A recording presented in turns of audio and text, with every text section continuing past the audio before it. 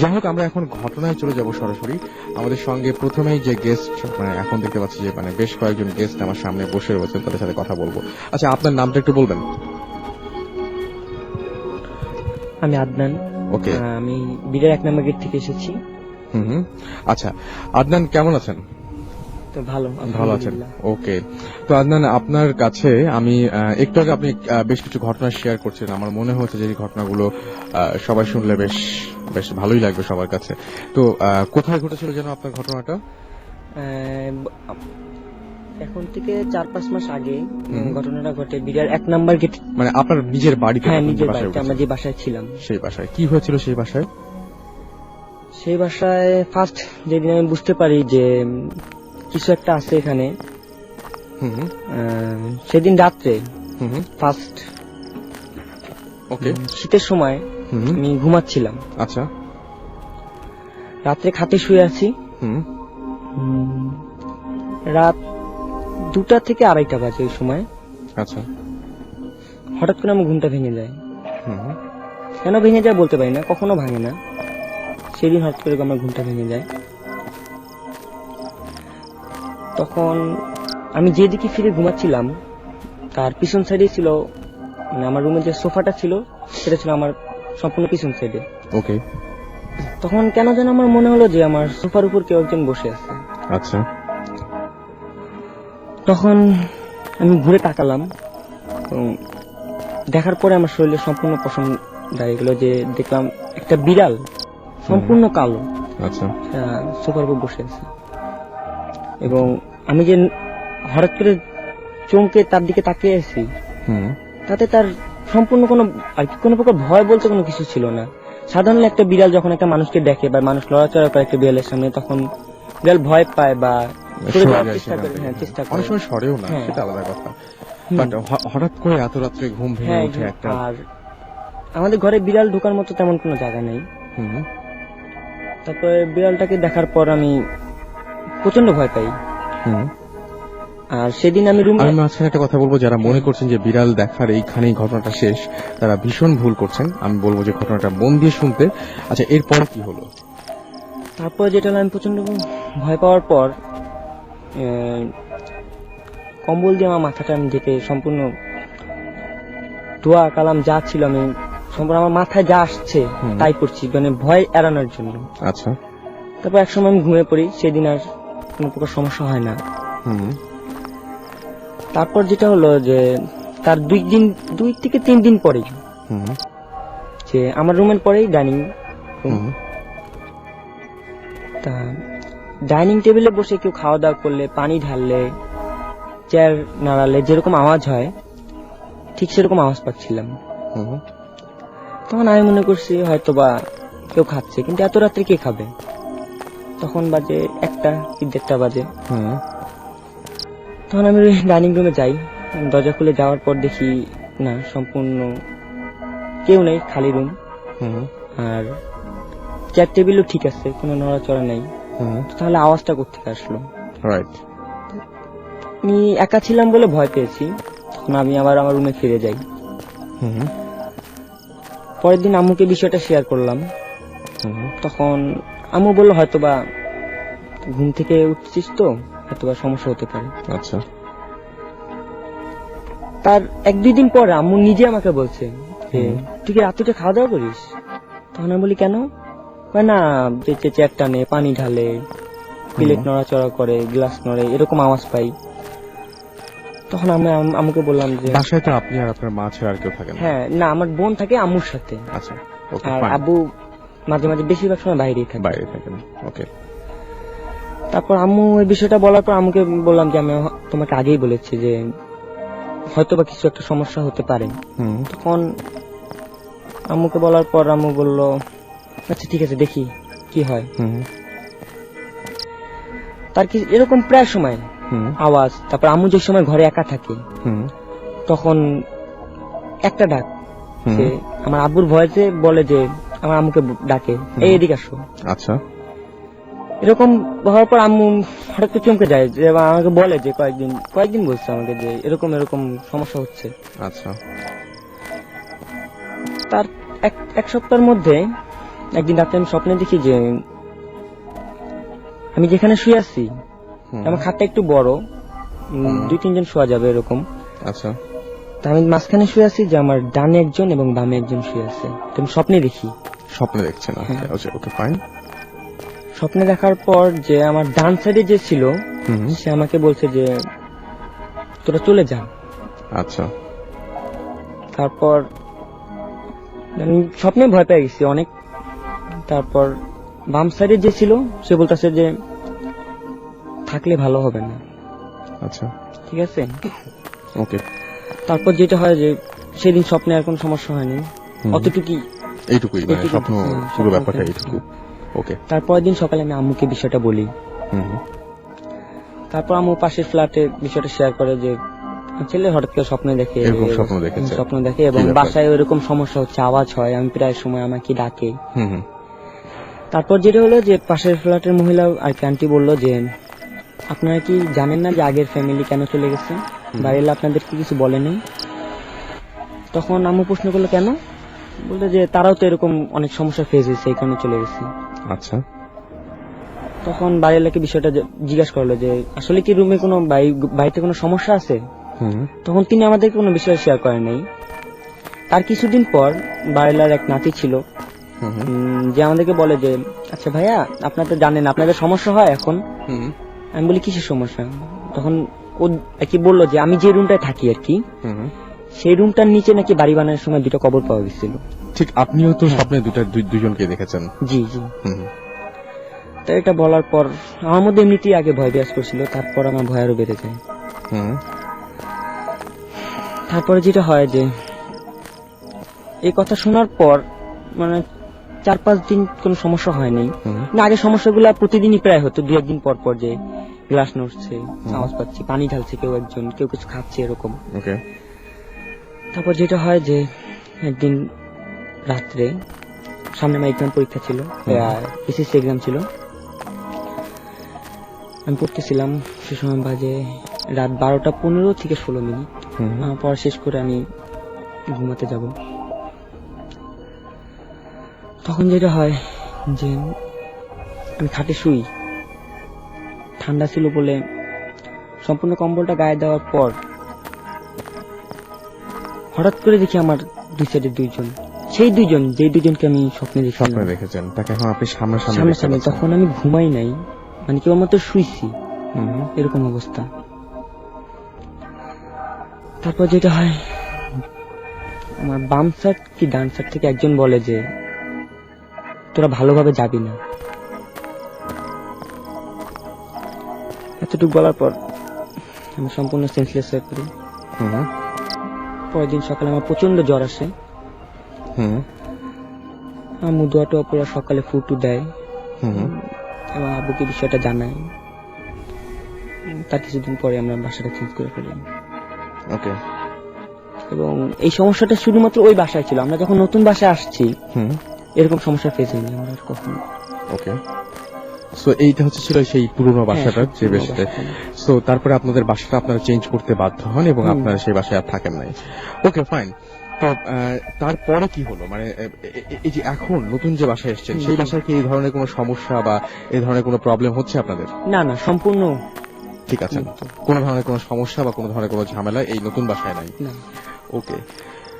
So এই ছিল ঘটনা, এবং ঘটনাটা খুব ইন্টারেস্টিং লেগেছে আমার কাছে। এবং যিনি মানে উনি যখন প্রথম স্বপ্নটা দেখেন তখন জানতেনও না যে ওনার বাসার নিচে এরকম কবর আছে এবং 2টো কবর রয়েছে, এবং হয়তো হতে পারে এরকম যে একটা বড়দের কবর, একটা ছোটদের কবর। আর আরেকটা ঘটনা সেটা হচ্ছে যে পরে সামনাসামনি এটা দেখতে পান, এবং সামনাসামনি দেখার ফলে যেটা হয় সেটা হচ্ছে যে তাদেরকে একসময় বাড়িটা চেঞ্জ করতে হয়। তো এই ছিল ঘটনা, এবং আপনারা এই ঘটনা সম্পর্কে যে কোনো কিছু আমাদের। ওকে, কি ঘটনা যেন ছিল আপনার? আসলে যে ঘটনাটা সেটা হচ্ছে গিয়ে আমাদের মায়ের বাড়িতে, দাউদকান্দি, কুমিল্লার। তো এটা হচ্ছে আমাদের যে ঘটনা ঘটছে ঈদের ঠিক 3 দিন পরে। তো ঈদে আমরা ঠিক সেখানে বাড়িতে যাই, আমাদের সবাই বাড়িতে যায়, সবাই মিলেই যাই। ঈদের ঠিক 3 দিন পরে যেটা হয় সেটা হচ্ছে আমার এক চাচাতো বোন ছিল। ওর ব্যাপারে বলতে গেলে ও খুবই সুইট এবং সুন্দর আর খুব স্বাস্থ্য পছন্দ করতো। ঈদের ঠিক 3 দিন পরে আর কি হঠাৎ ও জানি না এটা কি কোন কারণে। জায়গায় বলছেন? জায়গার নাম তো বলা জায়গার যাবে নাম না। হচ্ছে গিয়ে কুমিল্লার দাউদকান্দি হুম, চরে আর কি। ওইখান দিয়ে চর বললেই সবাই চিনবে, আচ্ছা। যারা থাকে ওখানে। তো ওইখানে আর কি যাওয়ার পর 3 দিন পরে হঠাৎ সকালবেলা আমার বোনটা মারা যায়। আচ্ছা। তো আমরা কি মানে খুব আর কি আপসেট হয়ে যায়, এটা কি ঘটলো, মানে কোন কারণে, বা ওর কোনো রোগও ছিল না বা কোনো কারণও খুঁজে পাওয়া যায়নি কি কারণে হঠাৎ আর কি, হয়তো হার্ট স্ট্রোক বা অন্য কিছু হতে পারে। ওকে। তো 3 দিন মারা যাওয়ার পর সবাই তো খুব হয়ে নার্ভাস হয়ে যান, কি করবে। তো দেন কোনো মতে সবাইকে বানিয়ে কবর দেওয়া হয়। কবর দেওয়ার পরে হয় কি, যেটা আমরা রাত হয়ে যায় কবর দিতে দিতে, সারাদিন লেগে যায়। তো সবাই খুব টায়ার্ড। আমরা যারা ইয়ং ছিলাম তারা মোটামুটি ঘুম এসে পড়ছে, আর বাচ্চারা সবাই ঘুমিয়ে গেছে। তো যারা বয়স্ক আছে তারা উঠোনে বসে কিছু কথা বলতেছিল, আলোচনা করতেছিল যে কি ঘটলো বা এটা কিরকম ভাবে। তো হঠাৎ আমার এক নানি আর কি খুব জোরে চিৎকার দিয়ে ওঠে যে, আর মেন কথা বাড়ির একটা জায়গা বলা ভালো, যে গ্রামে যেসব হয় 2-3টা বাড়ির মাঝখানে উঠোন থাকে, রাইট। সেই উঠোনটা দেখে তাকিয়ে খুব জোরে চিৎকার দিয়ে ওঠে। তো তার চিৎকারে আমরা যারা তন্ত্র অবস্থায় ছিলাম সবাই লাফ দিয়ে উঠি, কি হলো। বাইরে এসে যেটা দেখি সবাই স্তব্ধ, সবাই স্ট্যাচু হয়ে গেছে। ওকে। মানে কারোর মুখ দিয়ে কোনো বাইরে কথা বেরোচ্ছে না, যে আমরা দেখবো আমরা কি দেখতেছি আমরা নিজেরা বুঝতেছি না। যে সামনে ঠিক আমাদের ফেস করে আমাদের যে বোনটিকে আমরা একটু কবর দিয়ে এসেছি, সেই বোনটি দাঁড়িয়ে আছে তার দাফনের কাপড় পরে। এটা কি আপনাদের এলাকার সবাই জানে মোটামুটি? এলাকার সবাই না, আমাদের বাড়িতে যারা ছিলাম, বাড়িতে যারা তখন এলাকার সবাই জানে না? হ্যাঁ, জানে না, কারণ এটা রাত তখন প্রায় 2টার মতো বাজে। আচ্ছা, ঠিক আছে। ঠিক আছে, তো এলাকায় গ্রামে ভাই আপনি জানবেন যে 10টার পরে সবাই চারিদিকে ঘুমিয়ে যায়। তো দ্যাটস ওয়াই আমরা খুব মানে স্ট্যাচু হয়ে গেলাম, যেটা কি দেখলাম, কি দেখতেছি। ঠিক আছে, তো জাস্ট বোনের কোনো চেহারা মানে চোখের পলক পড়ছে না, জাস্ট স্ট্যাচু দাঁড়িয়ে আছে, শুধু চুলগুলো উঠছে, আর কিছু না, দাফনের কাপড় পরা শরীরে। তো ও যে রুমটার দিকে মুখ ফিরেছিল, সেই রুমটা হচ্ছে গিয়ে ওর রুমটার দিকে, আর কোনো দিকে তাকাচ্ছে না, জাস্ট ওর রুমটার দিকে তাকিয়ে চুপ করে আছে। আচ্ছা।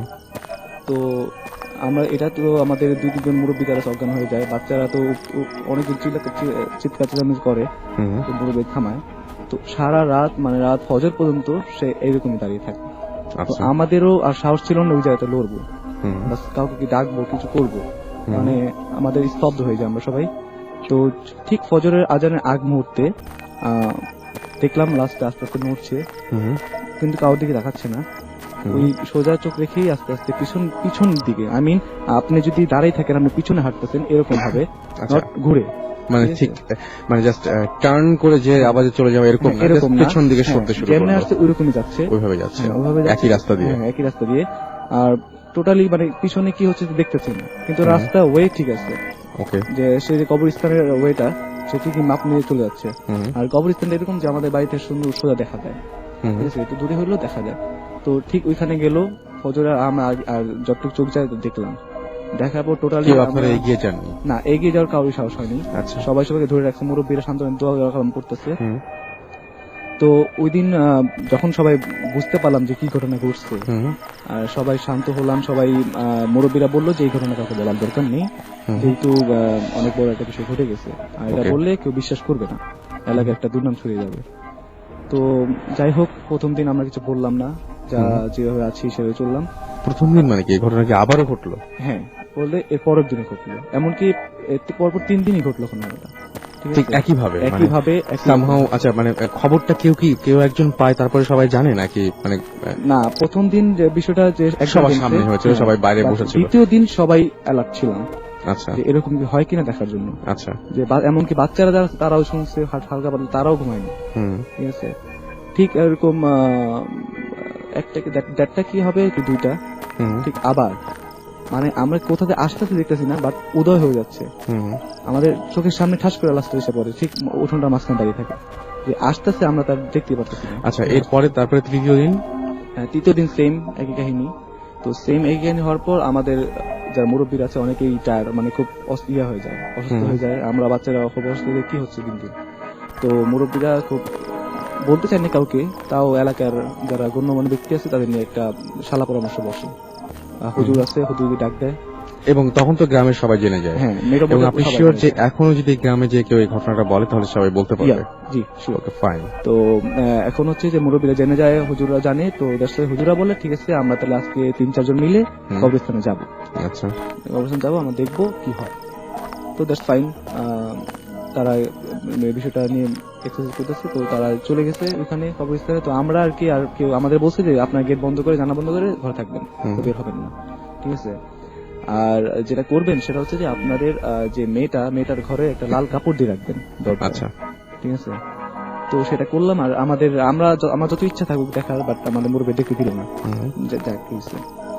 বাট এরপর পরদিন হুজুর আসলো বাসায়, সবাই আবার গেলাম। তখন হুজুরা বলল যে আমার মনে হলো, যে বড় হুজুর তিনি বললেন যে আমার মনে হলো কেউ যেন মেয়েটার চুল ধরে কবর থেকে সোজা টেনে তুলছে। আমি দেখলাম মেয়েটা সোজা দাঁড়ালো, ঠিক আছে, চুলটা মানে মোচড়ানো। কেউ যদি এটা মেয়ের চুল ধরে, চুলটা যেরকম থাকবে সেরকম একটা চুল। দেখলাম যে এরকম সোজা, কোনো ভাঙ্গা ভাঙ্গি না। আমরা যেমন ঘুম থেকে উঠতে গেলে একটু বসে নিই, বসে তারপর উঠি, বাট সোজা ঠাস করে দাঁড়িয়ে গেছে কবরস্থান থেকে, কবর থেকে আর কি। যাই হোক, মানে 3 দিন হলো, তারপরে কি সমাধান দিল? সমাধান হচ্ছে যে হুজুরা বলল যে আপনার এক কাজ করুন, যে লাস্ট থেকে গোসল করাতে হবে, আবার একদিন গোসল করাতে হবে, এরপর আমরা বলতে পারবো। তখন তো অলরেডি 4 দিন হয়ে গেছে। হ্যাঁ, 4 দিনের পসার লাশ, ঠিক আছে, পসার লাশ আর কি আমরা তুললাম কবর থেকে। পুরো বিচ্ছির অবস্থা, গ্রামের মুরব্বীরা কাউকে যেতে দিচ্ছে না, ঠিক আছে, পুরো কাপড় দিয়ে ঢাকানো। হুজুরটা এবং হুজুর বললো যারা গোসল করাবে তাদের বললো যে একটু ভালো করে গোসল করাবেন, দেখবেন কোনো কিছু বাদ না যায়। আচ্ছা। তো তারা গোসল করে এসে যে ঘটনা বললো, তাতে আমরা বুঝলাম যে ঘটনা এখানে কোনো খাটকা ছিল। তারা বললো যে আমরা গোসল করেছি, কিন্তু পায়ের নখের এক কোনায়, যেহেতু আমি ফার্স্টে বলেছি সে সাজুগুজু করতে পছন্দ করতো, তুই সাজুগুজু করার সময় হয়তোবা নেল পালিশ, আমি যেটা বলি নেল পালিশ তার পায়ের একটা কোনায় ছিল। তো ওই মানে আশা করছেন বা ধারণা করছেন যে হুজুররা যে সেইরকম একটা মানে ব্যাপার থেকে হয়তো এরকম একটা ঘটনা ঘটেছে। হ্যাঁ, আমার হুজুরও তাই বলেছে যে আমি ধারণাই করেছিলাম এরকম কিছু হবে। ওকে, তারপর যখন আপনারা রিমুভ করে যখন আবার গোসল করানোর পর যখন আবার কবর দিলেন, তারপরে কি আর কোনো সমস্যা হয়েছে? তারপর আর কোনো সমস্যা হয়নি।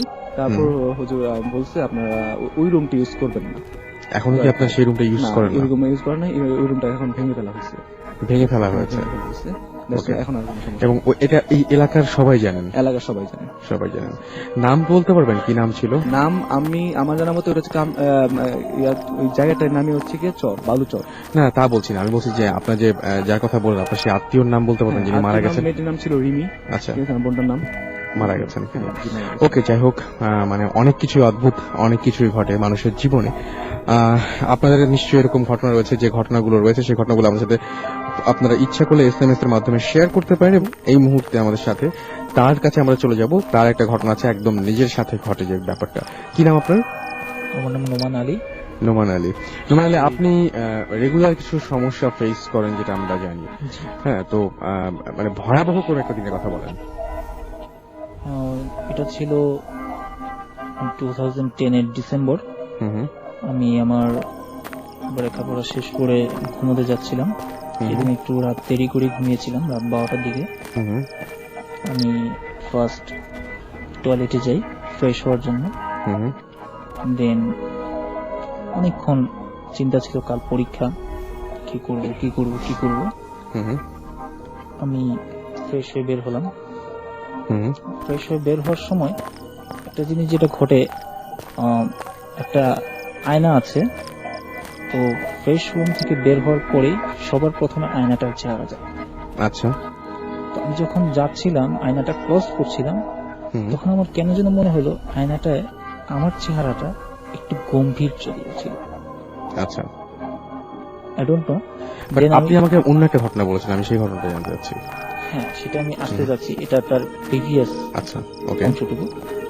আমি সেখান থেকে আবার পিছনে ব্যাক করি। ব্যাক করার পর আমি যেটা খেয়াল করি না একটা কিছু, আমি এরপর শুতে যাই। তখন অবশ্য আমার বাসায় ছিল, আমার আব্বা ছিল আর সবাই গ্রামের বাড়িতে ছিল। দেন শুতে যাওয়ার পর যে জিনিসটা ঘটে তা হলো, শুইলাম, হালকা একটু ঘুম এসেছিল, রাত 2টা তখন বাজে, চন্দ্র এসেছিল, চিন্তা ছিল পরের দিন পরীক্ষা। তো ঘুম এসে যাওয়ার পর আমি হঠাৎ আবিষ্কার করলাম শীতের দিন খুব গরম লাগছে। হঠাৎ আমি যেটা খেয়াল করলাম যে আমি কি উপরে নাকি নিচে, আমার মধ্যে একটা চিন্তা চলে আসলো। দেন আমার ঘুম ভেঙে যায়, ঘুম গরম লাগতেছিল, শীতের দিন। আমি সবকিছু ফেলে দিয়েছি শরীর থেকে, কিছুই নেই, খালি গায়ে ঘুমিয়েছিলাম, শীতের দিন যদিও। আমার কাছে খুব গরম লাগছিল, অসহ্য লাগছিল।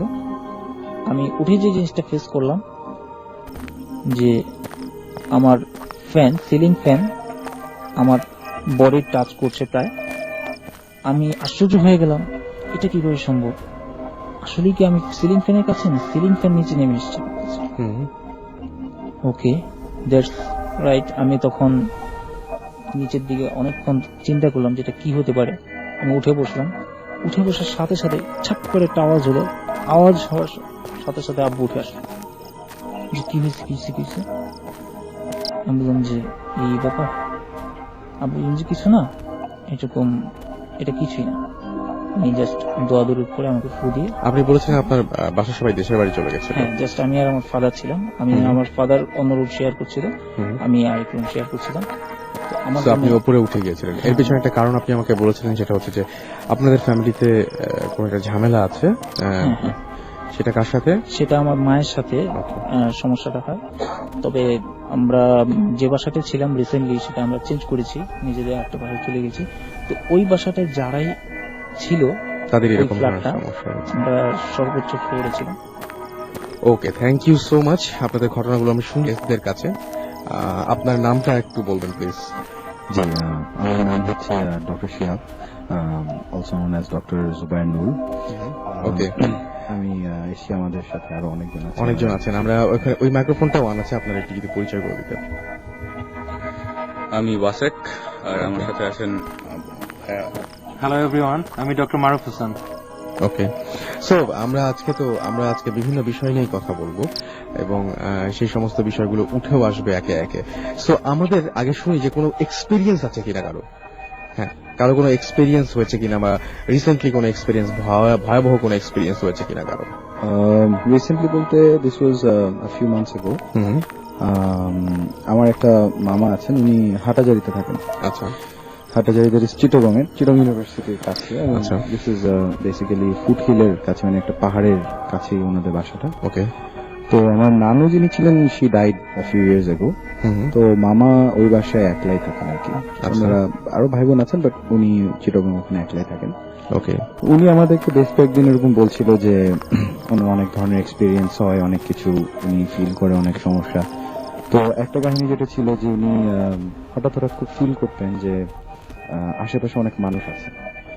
একদিন ঘুমোচ্ছিলেন, ঘুমের ভিতর ওনার কাছে মনে হচ্ছিল যে উনি বাসায় অনেক মানুষ, সবাই আছে, নানু আছে, এভরিবডি ইজ দেয়ার। তো হঠাৎ করে ওনার কাছে মনে হচ্ছিল যে উনি কিরকম একটা টান ফিল করছিলেন, মানে সামবডি ইজ পুলিং হিম। এবং ওনার যখন ঘুমটা ভাঙলো, ঠিক তখন উনি দেখলেন যে ওনার পাটা ছিল বিছানার উপরে, বাকি শরীরটা ওনার বিছানার বাইরে, এবং উনি একটা বিড়ালের পা ধরেছিল। এটা কি ঘুম ভেঙে দেখেছেন? ঘুম ভেঙে দেখছেন। আচ্ছা, রিয়ালিটি একটা বিড়াল পা ধরে, এরকম মানে বিড়ালের পা ধরে আছে। তো ওই স্টোরিটা শোনার পরে আমি আর আমার মামা, আমরা দুজন মিলে চিন্তা করলাম যে আমরা একবার যাবো। স্টোরিটা উনি বলেছিলেন গত বছর। So this year we actually decided যে না, আমরা যাবো, গিয়ে দেখবো যে অ্যাকচুয়ালি কি হচ্ছে। তো আমি আর মামা মিলে গিয়েছি ওখানে। সো আমরা যখন ফোন দিচ্ছিলাম পৌঁছিয়ে, মানে চিটং এ ছিলাম, চিটং থেকে আমরা ট্রেনে করে ওখানে পৌঁছেছি। তো পৌঁছানোর পরে আমরা মামাকে ফোন দিয়েছিলাম, ওখানে যে মামাটা থাকেন, ওনার নাম সোহেল। সোহেল মামার ফোনে যাচ্ছিল না। আচ্ছা, ফোনটা যাচ্ছিল না। We just wanted him to know যে আমরা এসছি, we are on the way. ওকে।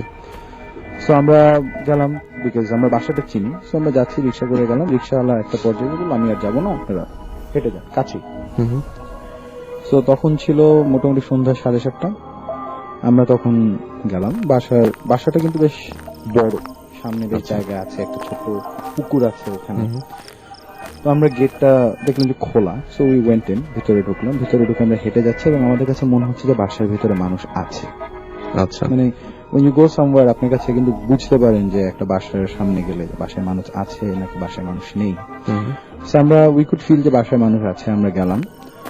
তো ঠিক ড্রয়িং রুমের যে জানালাটা, ড্রয়িং রুমের জানালা দিয়ে দেখা যায় পুরো ড্রয়িং রুমটাই, এবং ড্রয়িং রুমের ঠিক পাশেই ছিল আমার নানুর রুম। যে জিনিসটা ছিল, আমরা যখনই যেতাম, কেউ যখন বাসায় যায়, নানু তখন ওনার যে ওনার রুমের যে জানালাটা বিছানার সাথে লাগানো, জানালাটার সাথে উনি পর্দাটা একটু সরিয়ে দেখতেন কেউ এসেছে কিনা। আচ্ছা, আমরা যখনই গেলাম আমাদের কাছে মনে হলো কি যে পর্দাটা নড়েছে। আচ্ছা, নানুর রুমের পর্দাটা নড়েছে। আচ্ছা। তো আমরা একটু সারপ্রাইজ হলাম বিকজ সোহেল মামা কিন্তু থাকলে ভেতরে থাকে, এই রুমে থাকে না। So we were a bit scared যে আসলে আমরা কিছু দেখলাম নাকি it was something else. So তারপরে আমরা মানে চিন্তা করছিলাম যে না কোনো সমস্যা নেই, বিকজ এখানে তো থাকে একজন, রাইট। হয়তো মেবি মামা আছে। So আমরা দরজার উপরে নক করলাম, এন্ড অল দিস ওয়াইল আমরা কিন্তু শুনছি ভিতরে হাঁটাহাঁটি হচ্ছে, উই কুড ফিল যে ভিতরে হাঁটাহাঁটি হচ্ছে। আমরা নক করলাম, নক করার সাথে সাথে দৌড়ানোর শব্দ শুনলাম। জাস্ট একটা দৌড়ানোর শব্দের পরপরই দেয়ার ওয়াজ সাইলেন্স। এবং তখন আমরা বুঝতে পারলাম যে না বাসায় কিন্তু মানুষ নেই, নোবডি ইজ দেয়ার। সো আমি মানে মামা আমাকে তখন বলছে যে আমরা ফিরে হাঁটা দিই, আমাদের এখানে থাকা মানে ঠিক হচ্ছে না। ওকে। সো জাস্ট টার্নড অ্যাবাউট এবং আমরা হাঁটছি। আমাদের কাছে মনে হচ্ছিল যে আমরা হাঁটছি এবং আমরা অজান্তেই যে একটা মানে দৌড় শুরু করলাম, উই স্টার্টেড রানিং, এটা আমরা নিজেরও বুঝতে পারিনি। আচ্ছা। মানে মনে হচ্ছিল কি পিছন থেকে সামবডি ওয়াজ রানিং আফটার আস, আমাদের পিছনে দৌড়াচ্ছে। ওকে। আমরা দৌড়ে গিয়ে গেট দিয়ে বের হলাম এবং খুব অস্বস্তি লাগছিল, শরীরটা গরম হয়ে এসেছিল। অকারণে কেন জানি আমরা দুজনে খুব ডেলিউশনাল হয়ে গেছি। তো এন্ড উই স্টার্টেড রানিং। অনেক দূর দৌড়ানোর পরে আমাদের হঠাৎ করে সেন্স আসলো যে আমরা কেন দৌড়াচ্ছি। তখন আমরা দাঁড়ালাম, দাঁড়িয়ে দূরে দেখতে পেলাম বাজার আছে সামনে। তো আমরা বাজারের দিকে হেঁটে যাচ্ছি, এবং তখন ফোন দিলাম মামাকে, সোহেল মামাকে। এবং তখন সোহেল মামাকে ফোন দেওয়ার পর বললাম, মামা তুমি কি বাসায়? বললো না, আমি তো বাজারে। ওকে। সো আমরা যখন বাজারে গেলাম, বাজারে যাওয়ার পর তখন আমরা মামার সাথে দেখা করলাম, and then we came back. তারপরে কিন্তু দুটা দিন একদম নর্মাল ছিল, we were there for 2 days, এবং দুটো দিনই কিন্তু একদমই নর্মাল ছিল। কিন্তু মামা যেটা বলছিলেন আমাদেরকে যে ওনার যে এইসব ফিলিংস গুলো হচ্ছে বা উনি যেসব অনুভূতি গুলো পাচ্ছেন বা এইসব উইয়ার্ড স্বপ্নগুলো দেখছেন, তো আমরা সেটাই এক্সপিরিয়েন্স করতে গিয়েছিলাম যে ওয়েদার দেয়ার ইজ সামথিং। আমরা কিন্তু গিয়ে সাথে সাথে পেয়েছিলাম যে না ওখানে কিছু একটা প্রেজেন্স আছে, রাইট। বাট যখন আমরা তিনজন গিয়ে ওখানে গেলাম, সেই 2 দিন কিন্তু আর কোনো ডিস্টারবেন্স ছিল না, দেয়ার ওয়াজ নো ডিস্টারবেন্স। আমরা যখন ফেরত চলে আসলাম আবার প্রবলেম স্টার্ট হতে লাগলো। রাইট। এবং আসার পরে আমরা অনেকদিন অনেক কিছু অনুভূতি করতে পারছিলাম, যে ঘুমটা ঠিক মতো হচ্ছিল না বা এমন কিন্তু কিছু না, we actually enjoyed our time over there. But আসার পরে কেন জানি মনে হচ্ছে যে না আমাদের কাছে something is not right. Okay. But এটা ফেড অ্যাওয়ে চলে গেল। বাট আমার তখন একটা মনে প্রশ্ন জাগলো যে তাহলে কি একজন থাকলে কি, I am sure there are lot of jinns over there, অনেক জিন আছে। ওকে। সেটাতে আমরা কারণ কি গিয়েই আমরা একটা জিনিস বুঝতে পারলাম। তাহলে কি একটা জিনিসকে আমরা বলতে পারি যে একজন থাকলে আমাদেরকে ভয় লাগাচ্ছে বা 3-4 জন থাকলে আমাদেরকে আর ইয়ে করছে না। ট্রু। সেই জিনিসটা নিয়ে আমরা অনেকদিন এ করে দেখলাম কি আসলে একলা যখন থাকি আমরা তখনই কিন্তু আমাদের সাথে একটা কানেকশন করার চেষ্টা করে। বিকজ ইউ সি, আমার কাছে যেটা মনে হয় যে মানে জিনিসটা হচ্ছে যে একলা যখন থাকছি তখন ওদের কাছে কেন জানি মনে হয় যেন we are more superior to this people. আচ্ছা। ওরা মনে করে যে না এখন আমরা অ্যাডভান্টেজটা নিতে পারবো, আমরা এখন ভয় লাগাতে পারবো না, we can make something work. মানে কেন মনে হয় যে এই যে ভয় লাগানোর প্রশ্নটা যে আসছে বা ভয় লাগছে কেন, মানে ভয় লাগাতে চাইবে কেন, এই ব্যাপারটা কিন্তু নিয়ে মানে অনেকে হয়তো পরিষ্কার না। অনেকে বলে যে কেন ভয় দেখাচ্ছে কেন বা ভয় পাচ্ছে কেন। এটা আসলে মানে আমার কাছে যেটা মনে হয় যে there are many explanations to this, অনেক explanation. But if you ask me, over time আমি যেটা মনে করি সেটা হচ্ছে যে আমার কাছে যেটা মনে হয় ইটস কি বলবো যে আইরনি বা হিপোক্রেসি বা যেটাই বলতে চান, যে দুটো প্যারালাল ওয়ার্ল্ড যখন একসাথে আছে, at some point আমরাও কিন্তু খুব ইন্টারেস্টেড ওদের সম্পর্কে জানতে। True, this is very true. They are also very much interested to come onto our platform. আমাদের প্ল্যাটফর্মে এসে কিন্তু তারা অনেক জায়গায় কিন্তু শুনেছিল যে জিন এসে মানুষের মতো থাকছে। যেমন আমার বাবার কাছে আমি একটা শুনেছি ঢাকা ইউনিভার্সিটিতে বাবাদের একজন ক্লাসমেট ছিল, কিন্তু ওনার রুমমেটের সাথে থাকতো, কোনো কিছু বুঝতো না, বাট হঠাৎ করে একদিন দেখলো যে হাত লম্বা হয়ে গেছে। এটা আপনার বাবার কাছে আপনি হ্যাঁ, শুনেছেন? বাবার কাছে আমি শুনেছিলাম। এই ব্যাপারটা অনেকে অনেক জায়গায় অনেক ভাবে দেখেছে। এটা মানে খুবই কমন একটা ঘটনা, এবং অনেকেই বিশেষ করে মাদ্রাসায় যারা পড়াশোনা করে বা এরকম আমাদের অনেকেই বলেছে যে এরকম দেখেছে। এখন প্রশ্ন হচ্ছে যে হ্যাঁ এরকম তো হতেই পারে, এবং একটা জিনিস যে মানুষ মানে ভয় পায় এবং তারা আমাদের সাথে যে যোগাযোগটা করে এই ব্যাপারটা খুবই অদ্ভুত। এবং আপনি মনে হয় একবার বলছিলেন আমাকে যে এরকম একটা ডাক্তারও পাওয়া গেছে যে ডাক্তার আসলে মানুষ না। এটা একটু বলবেন? এটা আমি লাস্ট টাইম বলেছিলাম যে আজিমপুরের দিকে একজন ডক্টর ছিলেন, ইউরোলজিস্ট। মানে অনেকদিন ধরে কিন্তু উনি ইয়া করছিলেন, প্র্যাকটিস করছিলেন, এবং বাট ওনার যে জিনিসটা আনঅর্থোডক্স ছিল যে ওনার কাছে কেউ পেশেন্ট রেফার করতো না, উনিও কাউকে রেফার করতেন না। Right. কিন্তু ওনার কাছে কিন্তু পেশেন্ট সবসময় যেত, because somehow he had a very good clinical I, যেটা বলি আমরা, বা উনি সামহাউ খুব ভালো ট্রিটমেন্ট করতে পারতেন। হঠাৎ করে একদিন somehow it was expose that উনি মানুষ না, এবং Okay. তারপর থেকে ওনাকে আর পাওয়া যায়নি। রাইট। সো আমার কাছে যেটা মনে হয় কি যে ওরাও ইনকুইজিটিভ, আমাদের সবকিছু সম্পর্কে জানতে। মানে আমরা যেটা মনে করি they're superior being, they're not a superior being. আমি বলবো যে it's not less but maybe same. আমাদের মতো একটা প্যারালাল ওয়ার্ল্ডে আছে, বাট ধর্মীয় কারণে আমরা হয়তো বলবো যে আমরাই Superior. সুপিরিয়র। এন্ড এই জিনিসটা হয়তো তাদের কাছে মনে হয় যে why they are superior. Okay. আমার কাছে যেটা মনে হয় ইটস মোর অফ ইনকুইজিটিভনেস, যেটা ওদেরকে আসলে আমাদের প্ল্যাটফর্মে আসার জন্য এনকারেজ করে, বা অনেক সময় মনে হয় যে যে জিনিসটা হয় যে আমরা যে ভয় পাই, এই জিনিসটাকে তারা ক্যাপিটালাইজ করতে পারে, সেন্স যে ভয় পাচ্ছি। আর মানে হচ্ছে যে মানুষকে ভয় লাগানোটাও কিন্তু একটা, অনেকে কিন্তু মজা পায়, right. Maybe, but there are many explanation. Okay, so আমরা আরো কিছু ঘটনা শুনতে চাই। হ্যাঁ, যে আরো কোন এক্সপিরিয়েন্স? ওখানে মাইক্রোফোন আছে। হ্যাঁ, রাইট। তো এখানে যেটা মানে ইন্ট্রোডাকশনে বলবো যে জি। আচ্ছা, তো ইন্ট্রোডাকশনে যেটা বলতে পারি যে যেখানে অনেকগুলো বাসায় দেখা যায় যে, যেমন আমরা অনেকগুলো স্টোরিজই শুনি যে নতুন বাসায় গেলাম, তো এখানে গিয়ে কিছু মানে আনএক্সপ্লেইনড কিছু সিচুয়েশন ঘটছে, যেগুলো মানুষ এক্সপ্লেইন মানে বুঝে উঠতে পারছে না, এবং ঘুরে ফিরে সবকিছুকে জিনের সাথে রিলেট করা হয়। তো আমার যেটা মনে হয় যে, যেটা আমার নিজের এক্সপিরিয়েন্স থেকে আমি বুঝেছি, যে কিছু কিছু ক্ষেত্রে জিনদেরকে ওখানে হয়তো কোনো কারণে পাঠানো হয়, বা তারা কোনো কারণে যায়। আবার কিছু ক্ষেত্রে আমরা যে প্যারালাল ওয়ার্ল্ডের কথা বলছি, যে আমাদেরও একটা ওয়ার্ল্ড আছে, ওদেরও আছে, এবং সেখানে দেখা যাচ্ছে আমার যে বাসাটা, যে ল্যান্ডের উপর, প্যারালাল ওয়ার্ল্ডটায় ওই জিনদেরও বাসা থাকে ওই ল্যান্ডের উপরে, জাস্ট ওই প্যারালাল। হ্যাঁ। এবং ইন দ্যাট কেস আপনি তখন যে কোনো আলেমের কাছে যান, তারা বলবে আমার এখন ওদেরকে ওখান থেকে সরাই দেওয়া would be an injustice to them, because ওটা ওদের world. What I can do is I can ask them not to disturb you anymore. এরকম এই এক্সপিরিয়েন্সটাই আমি শেয়ার করছি। আমি 7 বছর আগে আমরা ধানমন্ডি 6 নম্বরে শিফট করি। তো ওই বাসায় আসার পরে প্রথম দিকে আমি আম্মু একসাথে থাকি। আম্মু যেহেতু জাহাজে চাকরি করে, আব্বু সবসময় সেই ভয়েই থাকে। ওকে। তো শুরুর দিকে আমাদের কোনো কাজের লোকও ছিল না। তখন কিছু আনএক্সপ্লেইনড ঘটনা ঘটতো, যেরকম আমাদের ফ্রিজ থেকে আমরা প্রায় দেখতাম যত বাজার করে রাখা হচ্ছে ওগুলো কমতে থাকতো। আচ্ছা। তো ওটা দেখে তখন, এখন আমরা টোটালি যে আনঅ্যাওয়ার ছিলাম যে দিস মাইট হ্যাপেন, ওটা না। উই ওয়ার অলওয়েজ অ্যাওয়ার যে হ্যাঁ there is a parallel world, মানে রিলিজিয়াসলি যদি বিলিভ করি। তো তখন আমরা ব্যাপারটাকে সিরিয়াসনেসটা বুঝি নাই। তো দেখা যেত অনেক সময় বাইরে থেকে আসছি, দেখি টিভি চালানো, তো দোষটা আমার উপরেই দেওয়া হতো যে আমি টিভি চালিয়ে চলে গেছি।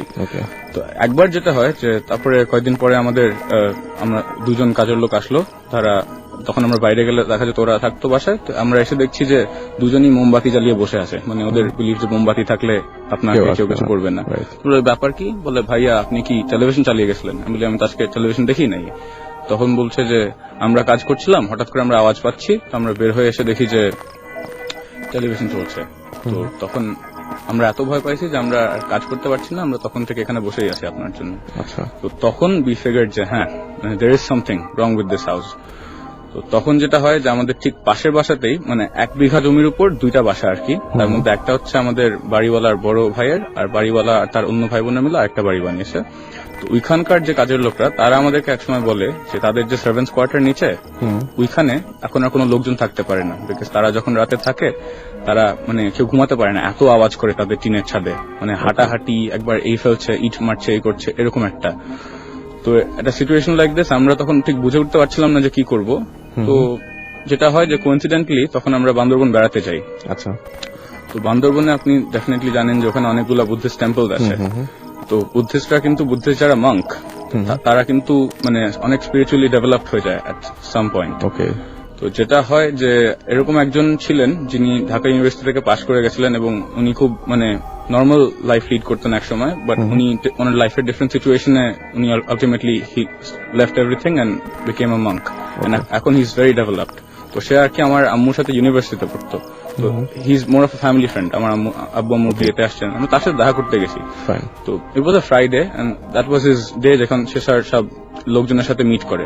আমরা গিয়ে দেখছি যে ওখানে লোকজন আসছে, এসে তাদেরকে বেশিরভাগই কিরকম জানি পজেসড লোকজন, এবং উনি মানে হি সো ডেভেলপড যে সে জাস্ট বলছে যে তুমি একে ছেড়ে চলে যাও, মানে আমরা উনি ওনাদের ভাষায় বলছে এবং আমাদের জন্য বাংলায় ট্রান্সলেট করে দিচ্ছেন। সাথে সাথে দেখছি যে তাদের এক্সপ্রেশন পাল্টে যাচ্ছে, তারা খুব কষ্ট পাচ্ছে, যেটা আমরা হয়তো আপনি শুনে থাকবেন যে যখন কাউকে পজেস করা হয় তাকে ছেড়ে যাওয়ার সময় তার খুব কষ্ট হয়। তো এরকম একটা সিচুয়েশন দেখে আমি বলে ফেলছি আমার বাসায় টিভি অটোমেটিক্যালি অন হয়। তো তখন সে বলছে তাই নাকি, এটা কি তুমি কি মেকানিক দেখিয়েছো, since he was a very modern man, তুমি টেলিভিশন ইয়ে দেখেছো? আমরা বলছি হ্যাঁ, এটা তো ওরকম কোনো বলে নেই, মেকানিক কোনো প্রবলেম দেখা পায় নাই সেটা।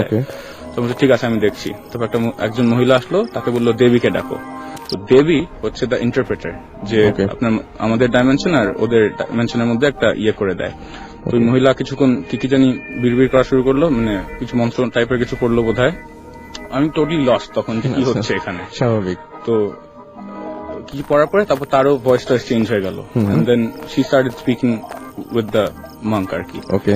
তো ওনার সাথে তখন উনি বললো যে ওদের বাসা এখানে ধানমন্ডি 6 নম্বর এই বাসাটা, দেখো তো ওখানে সমস্যা কি। তখন উই গেট টু নো যে আমাদের এরিয়াটায় 2টা জিন থাকে, 2জন, একটা ছেলে একটা মেয়ে। এটা হচ্ছে উনি ওইখান থেকে উনি বলে দিল এটা যে এই হচ্ছে সমস্যা। তখন বললো যে আমি বললাম যে তাহলে ওরা কি করে, তখন উনি এটাও বলে দিল যে তোমাদের তো ফ্রিজ থেকে ওরা খাওয়া চুরি করে। এটা কিন্তু আমি বলি নাই ওনাকে, এবং উনি আরো অনেক এক্সপ্লেনেশন দিল যে হঠাৎ করে আম্মুর মেজাজ অনেক খারাপ হয়ে যেত অকারণে, এবং আমি সারাদিন ঘুমিয়ে থাকতাম without any reason, 14 hours 16 hours 18 hours এরকমও আসে, এত ঘুমাতে পারতাম। তো এগুলা সব বলে দেওয়ার পরে আমরা আসলে ফ্রিক আউট করি যে কি ব্যাপার, মানে কি হচ্ছে। তখন আমরা বলি তাহলে আমরা কি করবো, তো বললে তাহলে আমি ওদের 2জনকে ডাকবো এখানে। আমরা বলি ওটা কি সম্ভব? না, এটা তো কোনো ব্যাপারই না, মানে তাদের বুঝতেই পারছেন যে কি লেভেলে তারা কত ডেভেলপ। তখন আমি দরজার পাশে বসেছিলাম, তো আমি বলছি দরজার ওখান থেকে সরো, ওরা এসে এখানে বসবে। আমি তো সাথে সাথে কাট ওখান থেকে সরে সাইডে। তো তারপরে উনি ওনাদের যে মানে যে ভাষাটা যেটা ওদের ট্রাইবাল ল্যাঙ্গুয়েজ, ওটা ওরা অর্ডার দিচ্ছে আর বাংলায় ট্রান্সলেট করছে এখানে আমাকে, যে ওই 2 জিনকে বলো এখানে এসে আমার দরজার সামনে বসতে। এবং কিছুক্ষণ পরে বললো যে ওরা আসছে বসছে। তখন ওদেরকে জিজ্ঞেস করা হলো যে তোমরা কেন ওদের ইয়ে থেকে চুরি করছো, ওদেরকে জ্বালাচ্ছ কেন? তখন বলছে যে ওরা এত ভালো ভালো খায়, মানে ওদের আমাদের জিনগুলোর এক্সপ্লেনেশন যে আমরা কেন খাবো না সেখান থেকে, আমাদেরও তো রাইট আছে এটা খাওয়ার। তো যা বুঝলাম যে জিনগুলো ডেফিনেটলি ভালো ছিল না, কারণ ভালো জিন ইউজুয়ালি মানুষকে ডিস্টার্ব করে না, সেটা অবশ্য পরে আসছি। তো তারপরে বললো যে আর তোমরা এই বাচ্চাটাকে জ্বালাও কেন, মানে তখন আমি 7 বছর আগের কথা বলছি, 10 বাচ্চা, তো একে জ্বালাও কেন? তখন বললো ও যখন পড়াশোনা করে আমরা তো জ্বালাই না, আমরা গিয়ে ওর পাশে দাঁড়িয়ে থাকি, এবং এরকম সিচুয়েশন আছে আমি পড়তে পড়তে আমি টেবিলে ঘুমিয়ে যেতাম। তো তারপরে আর বলতো যে আর কি করো তোমরা? ওরা বললো যে আমরা তো মাঝে মধ্যেই ইয়েকে, আমার মায়ের কথা বলছে, তাকে আমরা ইনফ্লুয়েন্স করে আমাদের ইয়ে থেকে তাকে রাগিয়ে দিই অনেক। তো সব বলছে। তো তখন উনি বলছে যে দেখো অরিজিনালি জায়গাটা কিন্তু ওদের, মানে তোমাদের ডাইমেনশন যেরকম তোমাদের বলছেন, মানে এইগুলো আপনারা জানতে পারছেন কিভাবে? ইন্টারপ্রেটারের থ্রু। এই যে বললাম যে দেবীকে আসতে বলছে, দেবীর থ্রুতে সে সব ইয়ে করে দিচ্ছে যে, এবং যা বলছিল তখন সব একে মিলে যাচ্ছিল। হ্যাঁ, আমি খালি ইনফরমেশন দিয়েছিলাম যে আমার টিভি অন হয়ে যাচ্ছে, মানে আমি ওনাকে জাস্ট নর্মালি বলছিলাম, তারপর বাকিটুক he just said everything accurately. তো তখন বলছে যে তাহলে আমি যেহেতু ওনাদের একটা ইয়ে থাকে যে ওনারা কোনো ক্রিয়েশনের ক্ষতি করবে না, তো জিনরা কিন্তু একটা creation, a part of creation, therefore he cannot drive them out of this. সে যদি বলে যে you have to get out of this land, they have to, but he will not they have to. মানে apparently যেটা ধর্মীয় ভাবে আমরা বলি যে আমরা কিন্তু মানে সৃষ্টি শ্রেষ্ঠ, এরকম একটা কথা আছে আমাদের ধর্মে, এবং আসলেই কিন্তু তাই। কিন্তু আসলে আমরা হয়তো অনেকে ওই লেভেলে রিচ করতে পারি না, যারা পারে তাদের কথা শুনতে আমার মনে হয় সমস্ত জিনরাই বাধ্য। তো সে বললো যে আমি যেটা করতে পারি, আমি বলতে পারি যেন তোমাদের যে বাসাটা, যে অ্যাপার্টমেন্টটা, ওটাই যেন ওরা না ঢুকে, এবং ঢুকলেও যেন কখনো তোমাদেরকে না বুঝতে দেয়, যেন তোমার ডিস্টার্ব না করে। এবং এটা বলার পর থেকে আমরা যখন ঢাকায় ফিরে আসি, মানে তখন থেকে আর কোনো ইনসিডেন্ট এই 7 বছর ধরে যাচ্ছি নেভার রিপিটেড। ইন্টারেস্টিংলি মাঝখানে আমাদের অ্যাপার্টমেন্টে একটা বুয়া কাজ করতো, যাদের তো অনেক স্টোরিজ থাকে যে গ্রামে এরকম প্রসেস করছে, ঘাড়ে জিন আছে, এই আছে সেই আছে। তো সে যখন বলছিল আমরা তাকে পাত্তা দিইনি, ভাবছিলাম ইটস মেড আপ স্টোরি, মানে দ্য ইউজুয়াল। বাট সে যখন পরের বার আমাদের বাসায় আসে মানে জয়েন করতে, শি ওয়াজ নট এন্টারিং। সে কেমন জানি ইয়ে করছিল যে আমি ঢুকবো না, আমি আসবো না। বলি কেন, কি হয়েছে? বল না আমি আর কাজ করবো না এখানে। আমরা বলি কেন, তোমাকে কি আমরা কিছু বলছি? তোমার কি কোনো প্রবলেম আছে, বলো আমাদের সাথে শেয়ার করো। আম্মু বলছে কথা, আমি শুনছি দাঁড়িয়ে দাঁড়িয়ে। সে কোনো এক্সপ্লেনেশনই দিবে না আমাদেরকে, সে ঢুকবেই না। দেন উই ফিগার্ড, ওই যে বান্দরবন থেকে অর্ডার করে দিয়েছিল যে তোমরা কোনো জিনরা এখন এই বিল্ডিং এ, এই অ্যাপার্টমেন্টে ঢুকবা না, সে ঢুকতে পারছে না। এবং আজ পর্যন্ত যে এত বছর ধরে এখানে আসি, আল্লাহর রহমতে উই আর ফাইন। গেস্টদের কাছে চলে যাব এবং আপনি একটা ঘটনা বলতে চাচ্ছিলেন তখন একটু আগে, উত্তরার একটা ঘটনা বলতে চাচ্ছিলেন। তো উত্তরায় যারা থাকেন, আমি অভিভাবক উত্তরায় থাকেন আমি জানি, কিন্তু উনি হয়তো শুনে থাকবেন কাহিনীটা। তো উত্তরার যে হাইওয়েটা, মানে উত্তরায় যাওয়ার পথেই তো ওটাকে একসময় হাইওয়ে বলেই কনসিডার করতাম আমরা, এখন যদিও অনেক ঘনবসতি ওখানে। রাইট। তো ওই রাস্তাটায় কিন্তু অনেক অ্যাক্সিডেন্টস হয়, মানে এবং ইউজুয়ালি দেখা যায় ওখানে সেখানে সার্ভাইভার্স থাকে না। তো এটা আমি শুনেছিলাম ছোটবেলায়, আমার ড্রাইভার ছিল, তো তার ভাই অ্যাক্সিডেন্ট করতে গিয়ে সে সার্ভাইভ করেছিল। আচ্ছা। আর সে যেভাবে কাহিনীটা বর্ণনা করেছিল সেভাবেই বলি।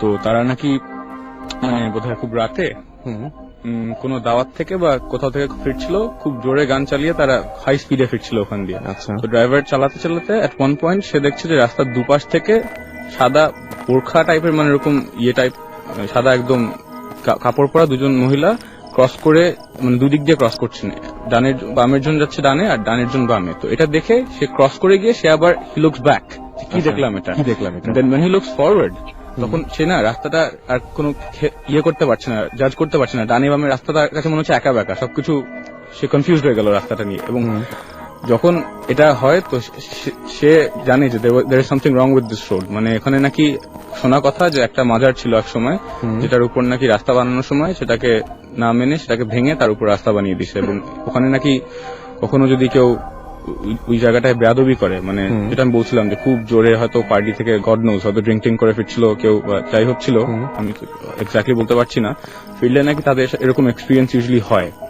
এবং তো ড্রাইভারটা খুব নেক, মানে পরেজগার টাইপের ছিল, সে নামাজ টামাজ দোয়াটা সবসময় পড়তো, তো সে সাথে সাথে যত দোয়া পারতো সে সবগুলো পড়া শুরু করে। তারপরে নাকি তার কাছে মানে আস্তে করে সে he gets back into track, যে ঠিক আছে আমি এভাবে যাচ্ছিলাম। আচ্ছা, এটা তো মনে হয় আমি অনেকবার শুনেছি, এবং এটা যে শুধুমাত্র রাতেই হয় এমনও না, হয়তো মানে বিভিন্ন সময়ই হতে পারে। আমি ইউজুয়ালি রাতের গুলাই, হ্যাঁ রাতের গুলো বেশি শোনা যায়। সেটাই, মানে ওই ওই ওই ওই এলাকার ঘটনা আমিও শুনেছি, এবং আমি যার কাছে শুনেছি তার মধ্যে একজন আছে আমার খুবই খুবই খুবই ক্লোজ ফ্রেন্ড, মানে যে এক্সপেরিয়েন্স করেছে তার অফিস থেকে বাসায় ফেরার সময়। সো এটা হয়, এবং এই ব্যাপারটা খুবই অদ্ভুত, এবং অনেকেই এক্সপেরিয়েন্স করেছেন হয়তো। ঢাকা শহরের এছাড়াও বিভিন্ন জায়গাতে এই টাইপের ঘটনা ঘটে, সেরকম কিছু ঘটনা আমরা শুনেছিলাম যে আমাদের আশেপাশেই রয়েছে, এই গুলশানের আশেপাশে বিভিন্ন জায়গায় রয়েছে, বাড়িধারা, গুলশান, এই সমস্ত জায়গাতে কিন্তু রয়েছে। কিছু এরিয়ায় বোধহয় থাকে যেগুলা কার্সড একদম, মানে যেখানে সবসময় উল্টাপাল্টা জিনিসপত্র একদম। সো এরকম ঘটনা মানে যদি আপনাদেরও থাকে, আপনারা, আমরা চাই যে আপনারাও জানাবেন আমাদের কাছে। আর এছাড়া আর কিছু আছে নিশ্চয়ই? এবার খুবই রিসেন্টলি আমি আর শিহাব ভাই আমরা দুজন গেছিলাম সিলেটে। ওকে। আমাদের একটা কনফারেন্স ছিল, তো মেডিকেল কনফারেন্স আর কি, শেখ সন্ধানীর, মানে সিলেট মেডিকেল কলেজে সন্ধানীর হাফ ইয়ারলি কনফারেন্স হচ্ছিল। তো আমরা সেখানে আমাদের ইউজুয়ালি যেটা হয় যে যেহেতু খুব কম টাইমের মধ্যে অনেকগুলো এজেন্ডা নিয়ে বসতে হয়, তো দেখা যায় যে আমরা ওভারনাইট মিটিং চলে। তো এরকম একদিন মিটিং শেষ করে কিছুক্ষণ পরে আপনার ফজরের ওয়াক্ত হয়ে যাবে। আমরা চিন্তা করছি আর তো এখন ঘুমিয়ে গিয়ে লাভ নেই, আমাদের এমনি সকালে প্ল্যান আছে যে মাজার 2টায় যাবো, তারপরে আশেপাশে সিটি ঘুরে আবার will get back to the meeting. বললাম আর ঘুমাবো না, উই ক্যান জাস্ট তার থেকে বড় আমরা একটু সিটিটা ঘুরে দেখি রাতে সিলেট কেমন লাগে। তো আমরা সিলেট শহর একদমই চিনি না, আমরা জাস্ট গাড়ি নিয়ে বের হলাম, হওয়ার পথে আমরা ল্যান্ডমার্ক সেট করছি, ঠিক আছে এভাবে ফিরে আসবো। করতে করতে আমরা এদিক ওদিক যেতে যেতে we go to a point যেখানে আমাদের দুজনেরই মানে হঠাৎ করে গাড়ির মধ্যে মনে হচ্ছে দম বন্ধ হয়ে আসছে আমাদের, যে অদ্ভুত লাগছে, যেটা বললাম কিছু এরিয়া থাকে খারাপ। We look on the right and we see it's a shmashan ঘাট।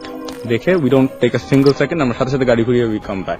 বেসিক্যালি যে জিনিসটা হয়েছিল যে আমরা সবসময় কলেজ থেকে বেরিয়ে আমরা বাম দিকে যেতাম, তো সেদিন মানে সারাদিন ওটাই করেছিলাম। তো আমি বলছিলাম যে ডান দিকে গিয়ে দেখি ওখানে কি আছে বা কি হয়। আমরা কথা বলছি অনেকক্ষণ, ড্রাইভ আমি ড্রাইভ করছিলাম, পিছনে আমাদের 3 জন ছিল, সামনে ওয়াসিফ ছিল, আমি ড্রাইভ করছিলাম। তো অনেকক্ষণ ড্রাইভ করছি এবং দেখছি মানে বসতি কমে যাচ্ছে, আচ্ছা মানে বাড়িঘর কমে যাচ্ছে আস্তে আস্তে। আমার কাছে কেন জানি মনে হচ্ছে যে আচ্ছা এই রাস্তাটা অনেক সুন্দর হবে, সামনে দিকে হবে, মনে হয় গ্রাম অঞ্চলের দিকে যাবো, কিন্তু সকালবেলা ভোরটা হয়তো সূর্যটা আমরা গ্রামের অঞ্চলে গিয়ে। হঠাৎ করে আমি গাড়ি চালাচ্ছি, কেমন করে জানি আমার শরীরটা কেমন গরম লাগছিল, খুব গরম লাগছিল আমার কাছে। হঠাৎ করে কানের কাছে কেন জানি একটু সমস্যা আওয়াজ শুনছি, এবং কে জানি মনে হয় যে মানে ফিস ফিস করছে। ওকে। তো ঠিক সেই সময় আমার কাছে কেন জানি মনে হচ্ছে যে না, আমার ফিরে যাওয়া দরকার, বা ঘুরাই ফেলি গাড়ি, আর যাওয়ার কি দরকার, মানে এমনি মনে হচ্ছে ঘুরাই ফেলি। তো পিছনে ওরা কথা বলে যাচ্ছে, গল্প করছে। হঠাৎ করে আমি বললাম যে পিছনে আমাদের একজন ভাইয়া ছিলেন, সাগর ভাই, আমাদের প্রেসিডেন্ট, মনে করলাম ভাই আমরা গাড়িটা ঘুরে ফেলি। ওকে। তখন বললো যে হ্যাঁ সামনে। তো ওয়াসিফ বললো কি হ্যাঁ ভাইয়া সামনে ওই যে মোড়টা আছে, ওই মোড়টা আমরা ঘুরে ফেলি, 3 রাস্তার মোড়। ঘোরাতে গিয়ে তখন কিন্তু আমি দেখলাম যে উপর দিয়ে লেখা শ্মশান। এবং আপনাদের মানে একেবারে জানাও ছিল না যে এরকম কিছু ঘটতে পারে বা সামনে এরকম কিছু আছে, এই ধরনের কোনো ধারণাও ছিল না, হঠাৎ করে জিনিসটা হয়ে গেল। uneasy feeling একটা, Right. something is wrong. Right right, এই ফিলিং গুলো মানে আসে এমনিতে হঠাৎ There করে। is something to do with energy. এখানে there is good energy, there is bad energy. আপনি কোনো মাজারে যাবেন, কোনো ভালো জায়গায় যাবেন, হজ করতে যাবেন, you'll feel very good. যে আসলেও positive তাই, energy. আসলেও তাই। শ্মশান ঘাটে যান, হুম, কোনো অথবা অন্য কোনো খারাপ জায়গায় যান, তখন আপনি একটা নেগেটিভ এনার্জি ফিল করবেন আপনার চারিদিকে। ওকে। সো কি আমাদের সাথে আরো একজন আছেন, একটু আগে কথা বলেছেন, আর আরেকবার আপনার নামটা বলে একটু শুরু করলে ভালো হয়। হ্যালো এভরিওয়ান, আমি ডক্টর মারুফ হাসান। আমি আসলে যেটা কিছু বিষয় নিয়ে আসলে কথা বলতে চাই, যে ফার্স্ট অফ অল আমি আসলে উত্তরাতেই থাকি। আচ্ছা, উত্তরা হাইওয়ে দিয়ে আমার ঘটনা কি যাতায়াত আপনার করতে সাথে হয়। ঘটেছে বা জেনেছেন? না, এই ধরনের ঘটনা আসলে এক্স্যাক্টলি আমার সাথে ঘটেনি। শুনেছেন কি কখনো যে এরকম হচ্ছে? এরকম আসলে লাইফে শোনা অনেক কাহিনী আছে। ফার্স্ট অফ অল আমি যেটা মনে হয় যে এটা এক্সপিরিয়েন্স করার জন্য কিছু ফ্যাক্টর আসলে কাজ করে, লাইক যেটা যে পজেশন আমরা যে বলে থাকি, বা খাঁটি বাংলা যেটা বলে থাকি আমরা ভূত ভর করা। আচ্ছা, আপনি আমাকে খুব একটা সুন্দর কথা বলেছিলেন, সেটা আমি জানতে চাই। ওই যে আমরা আসলে মানে ভাবতে গিয়ে বা ভয় পেয়ে কানেক্ট করে ফেলি, ওই জিনিসটা একটু বলবেন সবাইকে। এটা যে হচ্ছে কেন আমরা ভয় পাই বা কেন আমরা দেখি বা কেন আমরা এই ধরনের ঘটনাগুলো এক্সপেরিয়েন্স করি, তার একটা সুন্দর এক্সপ্লেনেশন আমি আপনার কাছে শুনেছিলাম, সেটা একটু আরেকবার যদি এক্সপ্লেন করতেন। আসলে এর আগের দিন আমাদের একটা ডিসকাশন Right. হয়েছিল, সেটাতে আসলে এই কথাগুলো হয়েছিল যে আসলে ভয় হচ্ছে একটা বেসিক একটা রিফ্লেক্স, যেটা সবার ভিতরেই আছে। তা আমরা যে আরেকটা জিনিস যেটা ইম্পর্টেন্ট, যে কারেজ আমরা বলে থাকি, কারেজ যেটা সেটা কিন্তু ভয়ে যে কারো নাই, এরকম কারো কেউ কারেজিয়াস হবে এরকম কোনো সংবিধান বা কোনো নিয়ম নীতি নাই। ওকে। তো যেটা হচ্ছে যে ভয়কে জয় করাটাই হচ্ছে কারেজ। এখন যেটা আসলে ভয়ের ব্যাপারে মানে পজিশনের ব্যাপারে, যে আমরা অলরেডি আমি যেখানে কাজ করি সেখানে আমি ইমার্জেন্সি মেডিকেল অফিসার হিসেবে কাজ করে থাকি। ইমার্জেন্সি মেডিকেল অফিসার হিসেবে কাজ করতে গিয়ে যেটা এক্সপিরিয়েন্স আমার হয়েছে, যে আনসার্টেনলি যে অনেক ডেথ বা অনেক খারাপ পেশেন্ট বা অনেক জীবন মৃত্যুর মাঝখানের পেশেন্ট আমরা আসলে ইনিশিয়ালি আমাদের হ্যান্ডেল করতে হয়। আমাদেরই হ্যান্ডেল করতে হয়। মানে সবচেয়ে বেশিরভাগ যেটা হ্যান্ডেল করতে হয় সেটা হচ্ছে রাতে। রাইট। নাইট ডিউটি থাকলে সেই জিনিসটা খুব বেশি হয়। আমাদের নাইট ডিউটির আওয়ার হচ্ছে রাত 8:30 থেকে সকাল 8:30। এখন এর পর্যন্ত আমি যতগুলো ভূতের কাহিনী শুনেছি, তা ম্যাক্সিমামই আসলে এই সময়টা হচ্ছে প্রাইম টাইম আমি মনে করবো। এখন যেটা যে আমার লাইফে আমি এমার্জেন্সিতে যে রুমটাতে থাকি বা যে এলাকায় আমার ওয়ার্কিং প্লেস, সেই প্লেসটা আমি বলবো যে আগে তো উত্তরা ছিল খুবই একটা মানে ফাঁকা জায়গা, বেশ শান্ত, ফাঁকা ফাঁকা। সবকিছুই কিছু ছিল না। তো সেখান থেকে এত কিছু হয়েছে। তো আমার সাথে তেমন কোনো এক্সপিরিয়েন্স হয়নি আমি বলবো, কিন্তু তারপরেও কিছু জিনিস যেটা যে অনেকের সাথে হয়েছে, তো সেটা হওয়ার কারণ হিসেবে আমি একজন আমার বিশিষ্ট মানে বিশেষ একজন সিনিয়র একজন ধার্মিক একজন লোকের সাথে কথা বলেছিলাম। তো তার সাথে ডিসকাশন করে আমি কিছু মানে জিনিসটা ইটস নট লাইক যে presence of ghost, it's a presence of power. এটা স্পিরিট বা যেটা আমরা বলে থাকি যে একটা পাওয়ার প্রেজেন্স পৃথিবীতে আছে। ওকে। এই পাওয়ারটা আমাদের সাথে কখন কানেক্ট করবে, নট লাইক যে আমি চাচ্ছি সাথে সাথে কানেক্ট করবে, ইটস নট লাইক দ্যাট। আমরা যখন সেটা সেইভাবে আমাদের মাইন্ডটা সেট আপ হবে, লাইক যখন আমরা একা থাকি আমাদের ভয় কিন্তু তখনই আমাদের গ্রাস করে। কেন গ্রাস করে? আমরা তখনই কিন্তু সেই এক্সিস্টেন্স গুলোর কথা চিন্তা করি, ভাবতে থাকি। হ্যাঁ, আমাদের একটা স্যাম্পল আমি একটা এক্সাম্পল দিই। হ্যাঁ, লাইক আমি আপনার থেকে কোনো একটা ডেটা ট্রান্সফার করবো আপনার মোবাইল থেকে আমার মোবাইলে, আমরা সাধারণত কি করে থাকি, এই জিনিসটাকে আমাদের একটা কানেকশন এস্টাবলিশ করতে হয়। এটি ইনফ্রারেড হতে পারে বা ব্লুটুথ, যেটাই হোক। এই কানেক্টিভিটি আমরা কখন সেট করে থাকি, যখন আমরা ইন্টেন্ডেড বা আমাদের ইন্টেনশন আছে। যদি আমরা তার কথা চিন্তা করতে থাকি, বারবার চিন্তা করতে থাকি, বারবার চিন্তা করতে থাকি, যদি কিছু থেকেই থাকে তখন সেটা আমাদের রেসপন্স করবে। হ্যাঁ, পজিশন কিন্তু তখনই হয়ে থাকে, যদি পজিশন এক্সিস্ট করে পজিশনটা ঠিক সেই মুহূর্তে হয়ে থাকবে। এবং আমি উত্তরাতেও কিছু পেশেন্ট পেয়েছি যারা নিয়ে এসেছে গ্রামে থেকে ভয় ভয় করা বা জিনে ভয় করা বলে, কিন্তু এখানে এসে আমাদের মেডিকেল ট্রিটমেন্টে ইম্প্রুভ হয়েছে।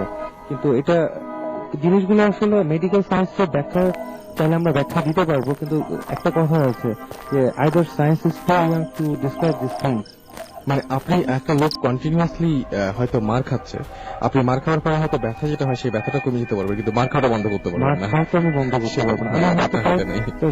আমি তো সাজেস্ট করতে পারবো রাইট। যে হ্যাঁ তার সাথে তার যদি কোনো কিছু থেকেও থাকে সেটা হয়তো বন্ধ করতে পারবো, কিন্তু জাস্ট যে তার উপরে কিছু আছে কিনা এটা তো আমি জানি না বা জানবো না। এইসব জিনিস কিছু আছে। আর যেসব এক্সপিরিয়েন্সের কথা বলা হচ্ছে যে অনেকে বলে যে এই দেখেছি ওই দেখেছি, আপনারা একটু চিন্তা করে দেখবেন যে হয়তো আপনারা তার সাথে কানেক্ট করার চেষ্টা করছেন, ইন্টেনশনালি হোক বা আনমাইন্ডফুলি হোক, আপনারা কানেক্ট করার চেষ্টা করছেন বলেই সে কিন্তু কানেক্ট করছে, রেসপন্স করছে। রেসপন্স হ্যাঁ করে থাকে। এই জিনিসগুলো যেটা যে এখন যদি আপনারা এখানে অনেকেই ফেস করছেন বিভিন্ন সমস্যা, যে লাইক আপনি মনে করছেন আপনি অনেক কিছু দেখছেন, আপনি যদি চিন্তা করেন যে হ্যাঁ আমি দেখতে চাই আরো, তাহলে কিন্তু সে আপনাকে আরো দেখাবে। আমরা শহরের মানুষ কেন ভাবতেছি না গ্রামের মানুষ অনেক ভাব দেখে থাকি, কারণ আমাদের শহরের মানুষ অনেক ব্যস্ত সময় থাকে, আমাদের এত কিছু চিন্তা করার সময় নেই।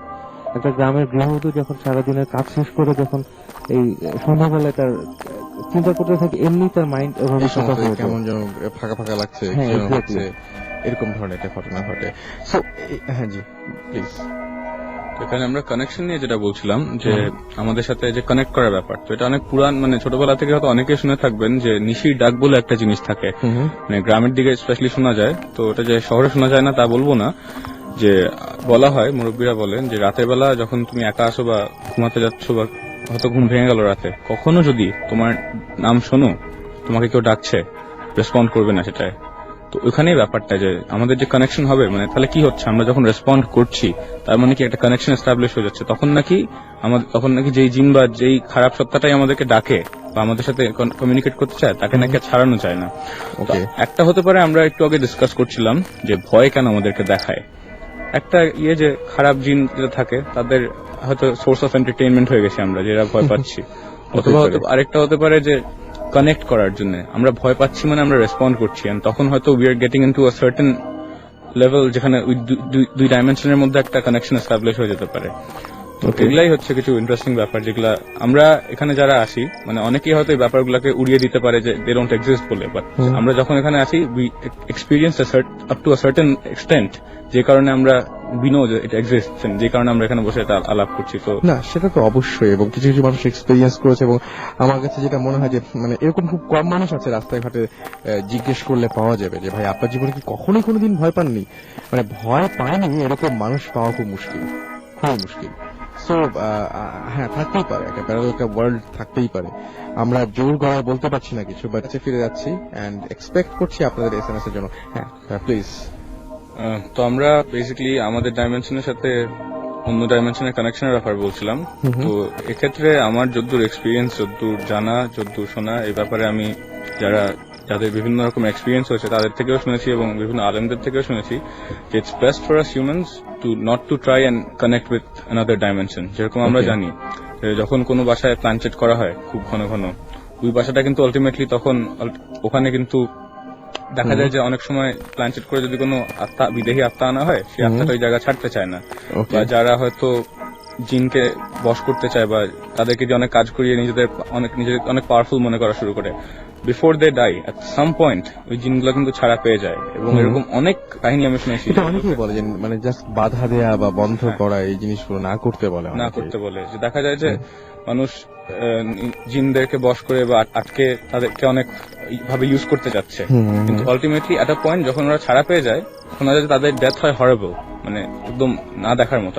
আপনারা বলতে চাচ্ছেন এই বিষয়ে মনে হয় কিছু একটা তাবিজ বা যে বন্ধ করা হয়, বিভিন্ন ঘর বেঁধে দেওয়া হয়, এরকম শোনা যায়। আসলে এই ব্যাপারে আসলে যেটা বলতে চাই যে পাওয়ার আসলে এক্সিস্ট করে, কোন এক ধরনের পাওয়ার, যেটা আমরা যেভাবে বলে থাকি না কেন, পাওয়ার ডু এক্সিস্ট। যে হচ্ছে যে আমরা যে তাবিজ, যেটা বেসিক্যালি আমরা যেটা ধরে থাকি, সত্যি কথা বলতে যে আমি পার্সোনালি না, আমি অনেকের সাথে ডিসকাস করে যেটা জেনেছি যে তাবিজ ইউজ করাটা একটু, তাবিজ কাজ করবে কিন্তু জিনিসটা ইউজ করাটা খারাপ। ওকে, এখন এই অর্থনীতি অনেকে আমাকে অনেকভাবেই দেখতে পারেন, কিন্তু আপনি আপনার পার্সোনাল আমি মানে কি ডিসকাশন, আমি যেটা আমাদের সিনিয়র অনেকের সাথে ডিসকাশন করে যেটা জেনেছি যে তাবিজ কি দিয়ে করা হয়। তাবিজ করা হয় একটা পবিত্র গ্রন্থের কোন একটা সিলেক্টিভ কোন লাইন একটা ইন্টেনশনের জন্য যে আমি এই জিনিসটা থেকে মুক্তি পেতে চাই বা এই কাজের জন্য আমি তাবিজটা ইউজ করে থাকি। এই তাবিজ যখন একজন মানুষের শরীরে ইউজ করতেছে তখন যেটা হয়ে থাকে যে আমরা একটা পবিত্র ধর্মগ্রন্থ যখন টাচ করার আগে বলা হয়েছে পূর্ণ পাক পবিত্রতা সহ ধরার জন্য, সেটা যে সেটা সবসময় রক্ষা করা সম্ভব হয় না, সেটা রক্ষা করার সর্বোচ্চ চেষ্টা করার কথা বলা হয়ে থাকে। না মানে তাবিজটা পড়লে হয়তো সেটা রক্ষা করার ব্যাপারটা ধর্মগ্রন্থের মানে যেটা হচ্ছে আমি মেনে চলবো সেটা সম্মান আমাকে রাখতে হবে। একটা তাবিজ যখন আমি ব্যবহার করছি সেটার পবিত্রতা রক্ষা করা কিন্তু আমাদের পক্ষে সবসময় সম্ভব হয় না। সেটা আমরা নিয়ে অনেক কাজই করছি, অনেক বাজে চিন্তা করছি বা অনেক আমাদের রেগুলার অনেক রুটিন ওয়ার্ক করছি যেটা পবিত্রতার ভিতরে পড়ে না। রাইট। সেই ক্ষেত্রে মানে আপনি বলছেন যে শুধুমাত্র কি এই কারণেই নাকি এই যে উনি যেরকম বলছেন যে বাধা দেওয়াটা ঠিক না বা এটার পরিণতি ভালো না, এটাও কি একটা কারণ হতে পারে? এটার পরিণতি ভালো তো ডেফিনেটলি না, কারণ তাবিজের উপর আপনি যদি ডিপেন্ডেন্ট হয়ে যান তার অর্থ কি হচ্ছে? তার অর্থ হচ্ছে আপনি একটা সুপ্রিম পাওয়ার, যেটাকে আমরা বলে থাকি আমাদের সৃষ্টিকর্তা, কিন্তু একটা সর্বময় ক্ষমতার অধিকারী, তার উপর থেকে আমরা বিশ্বাস হারাচ্ছি, তার উপর থেকে আমরা ফেইথ হারিয়ে কিন্তু আমরা তাবিজের উপর নির্ভর হচ্ছি। সেই সুযোগ কিন্তু যে কেউ কাজে লাগাতে পারে যদি সেই ইভিল পাওয়ারটা এক্সিস্ট করে। এখন যদি লাইক আমি একটা তাবিজ ইউজ করলাম যে আমার একটা জিনের থেকে মুক্তি পাওয়ার জন্য, সেই তাবিজ যতক্ষণ আমার সাথে আছে ততক্ষণ হয়তো সেটা আমাকে সিকিউরিটি দিবে, যখন সেটা আমার থেকে ডিটাচ হয়ে যাবে তখন সেটা কি করবে? এই ক্ষেত্রে আমি যেটা বলতে চাই যে সবচেয়ে বেস্ট ওয়ে হচ্ছে যে আমাদের স্পিরিচুয়ালি যে ডেভেলপমেন্ট সেটা করার জন্য, যে আমাদের সর্বোচ্চ পাওয়ার যে আমাদের সৃষ্টিকর্তা তার উপরে পূর্ণাঙ্গ আস্থা রাখা। কারণ যে ইভিল তার আমি কল্পনাতীত ক্ষুদ্র থেকে সৃষ্টি, সেই ইভিল মানুষের কি ক্ষতি করবে আমরা যদি সেই সৃষ্টিকর্তার উপরে বিশ্বাস রাখি। এই আমার মনে হয় তাবিজ ব্যবহার, যেটা আমি অনেক চিকিৎসককেও দেখেছি, অনেক শিক্ষিত চিকিৎসক তারা এই জিনিসগুলোই আসলে ফরওয়ার্ড করে থাকেন যে তাবিজ কেটে তার সংরক্ষণ করে রাখেন শুধুমাত্র তাবিজের পবিত্রতা রক্ষার জন্য। আর এ পর্যন্ত আমি যে শোতে যতগুলো তাবিজের ব্যবহার শুনেছি সবগুলোই কিন্তু নেগেটিভ কাজে, ম্যাক্সিমামই যে বন্ধ করা বা কোনো পারপাসে ইউজ করা, কারো ক্ষতি করা, এই জিনিসগুলো নট ইম্পসিবল, পসিবল। সেটাই। সো এখন এটা থেকে তো আমার মুক্ত হতে হবে, সেটার জন্য যেটা করতে হবে to believe in our supreme power. True. আপনি কি সেটা বলতে চাচ্ছেন বোধহয়? তো এখানে যখন তাবিজের কথাই আসছে, আমার মনে হয় যে আমরা তাবিজ একটা শব্দ, এটার আসলে অনেক রকমের ইউজ এবং অনেক রকমের মিনিং থাকে, যেটা হচ্ছে কিছু হবি ভাই যেটা বলছিলেন যে কিছু তাবিজে আপনার আমাদের পবিত্র কোরআন শরীফের কিছু আয়াত ইউজ করা হয় এবং সে কারণে হয়তো আমরা অনেক সময় আমাদের পবিত্রতা মেনটেন করতে পারি না বলে আমরা সম্মান রাখতে পারি না। এক্ষেত্রে আমার মনে হয় অভিভাইয়ের আইডিয়া যেটা স্পিরিচুয়ালি ডেভেলপড হওয়া is a very good idea. তার সাথে মানে সূরাগুলা কিন্তু আমরা যদি নিজেরা রেগুলার বেসিসে পড়ি, আমাদের ধরেন যখন পাক পবিত্র আছি, তাহলে ইটস মোর এফেক্টিভ। আরেকটা হচ্ছে তাবিজের আরেকটা যে নেগেটিভ ইউজটা, ওটা কিন্তু অবশ্যই পবিত্র গ্রন্থের মানে কোরআন শরীফের আয়াত ইউজ করে বানানো হয় না, যেগুলো নেগেটিভ ইউজে হয়, ওগুলোর জন্য দিস ইজ আই থিঙ্ক এটাকে কুফরি বলা হয় বা ব্ল্যাক ম্যাজিক। আমি এর আগে একটা হিব্রু এরকম শুনেছিলাম যেটা মানে একটা মধ্যে সেটার পুরো আপনার কনসেপ্টটা যতদূর আমি জানি সেটা হচ্ছে যারা এই ব্ল্যাক ম্যাজিক বা কুফরি নিয়ে ডিল করে তাদের কনসেপ্টটা হচ্ছে they will go against the creator. তারা যত ক্রিয়েটর এগেইনস্টে যাবে they become worshippers of the devil. এইভাবে করে এখন আল্লাহ কিন্তু শয়তানকেও পাওয়ার দিয়েছেন এবং ডিসিশন মেকিং পাওয়ার কিন্তু হিউম্যানস এবং জিন এই দুইটা ক্রিয়েশনের আছে। আপনার নর্মাল অ্যানিমালের কিন্তু কোনো তাদের লাইফটা বাধা, ওই লাইফের মধ্যে শেষ হয়ে যাবে। They will not be asked any question, কি করছো দুনিয়া কি না করছো। Humans will be asked and jinns will be asked. তো এই জন্যই ভালো মানুষ হয় খারাপ মানুষ হয়, ভালো জিন হয় খারাপ জিন হয়। যত খারাপ কাজ জিনদের দিয়ে হয় ওগুলো কিন্তু ইউজুয়ালি খারাপ জিনদের দিয়ে হয় এবং তাদেরকে ইনফ্লুয়েন্স করা বা তাদেরকে দিয়ে কিছু করানো ডেফিনেটলি কোরআন শরীফের আয়াত ইউজ করানো হয় না, সেগুলো হয়তো সব আল্লাহ জানে কি আছেন। শুনি আমরা আবার ঘটনাটা। আমি ওয়াসেকের সূত্র ধরে বলছি যে আমি আসলে বলতে যাচ্ছিলাম যে তাবিজের যে ব্যবহারটা সেটা আসলে খারাপ কাজের ব্যবহারের চেয়ে আগে প্রথমে পজিটিভলি আমরা যে কাজ ইউজ করে থাকি, সবসময় আসলে গ্রাম বাংলায় যে কাজে ম্যাক্সিমাম কাজে তাবিজটা ইউজ হয়ে থাকে সেটা হচ্ছে বাচ্চা কাচ্চাদের রাতে বিছানায় নষ্ট করার একটা প্রবণতা, এটা রক্ষা করার জন্য। এই কাজে কিন্তু আমার পার্সোনাল এক্সপিরিয়েন্সে আমি তাবিজ খুলে দেখেছি, সেখানে কিন্তু আয়াতে লেখা থাকে এছাড়াও কিছু কিছু যে তাবিজ আমি খুলে দেখার সৌভাগ্য হয়েছে, সেগুলোতে আমি পেয়েছি বিভিন্ন সাংকেতিক ভাষা। এখন যেটা হচ্ছে যে সাংকেতিক ভাষা থেকেও কিন্তু সেটা একটা মিনিং ডেফিনেটলি আছে। আমি এই যে আজকেও ইমেল পড়লাম এরকম যে বাসা করতে গিয়ে মানে বাসায় অনেক প্রবলেম তারপরে কোন একজন এরকম জাস্ট হচ্ছে আলেম মানুষের কাছে গিয়েছেন এবং তিনি বুদ্ধি দিয়েছেন যেটা সেটা হচ্ছে যে আপনার বাসাটা একটু দেখবো। তারপরে বাসাটা খুঁড়ে বাসার একটা মানে প্রান্ত খুঁড়ে পাওয়া গেছে অনেকগুলো তাবিজ। তো এই তাবিজটা মানে বাসায় যে মানুষ অসুস্থ হয়ে যায় এবং তিনি বলছেন যে আমাদের বিজনেসের অবস্থা তো খারাপ হতো না, বিজনেস মানে ধীরে ধীরে খারাপের দিকে আমরা যাচ্ছিলাম এবং আমাদের এত পড়ে যাওয়ার কথা না। পরে তিনি বুঝতে পেরেছেন তাদের কোন একটা ফুপু যে কিনা এরকম কিছু একটা করেছেন তাবিজ দিয়ে, যেটা আর কি যার জন্য পুরো পরিবারটাই একদম এরকম হয়ে গেছে।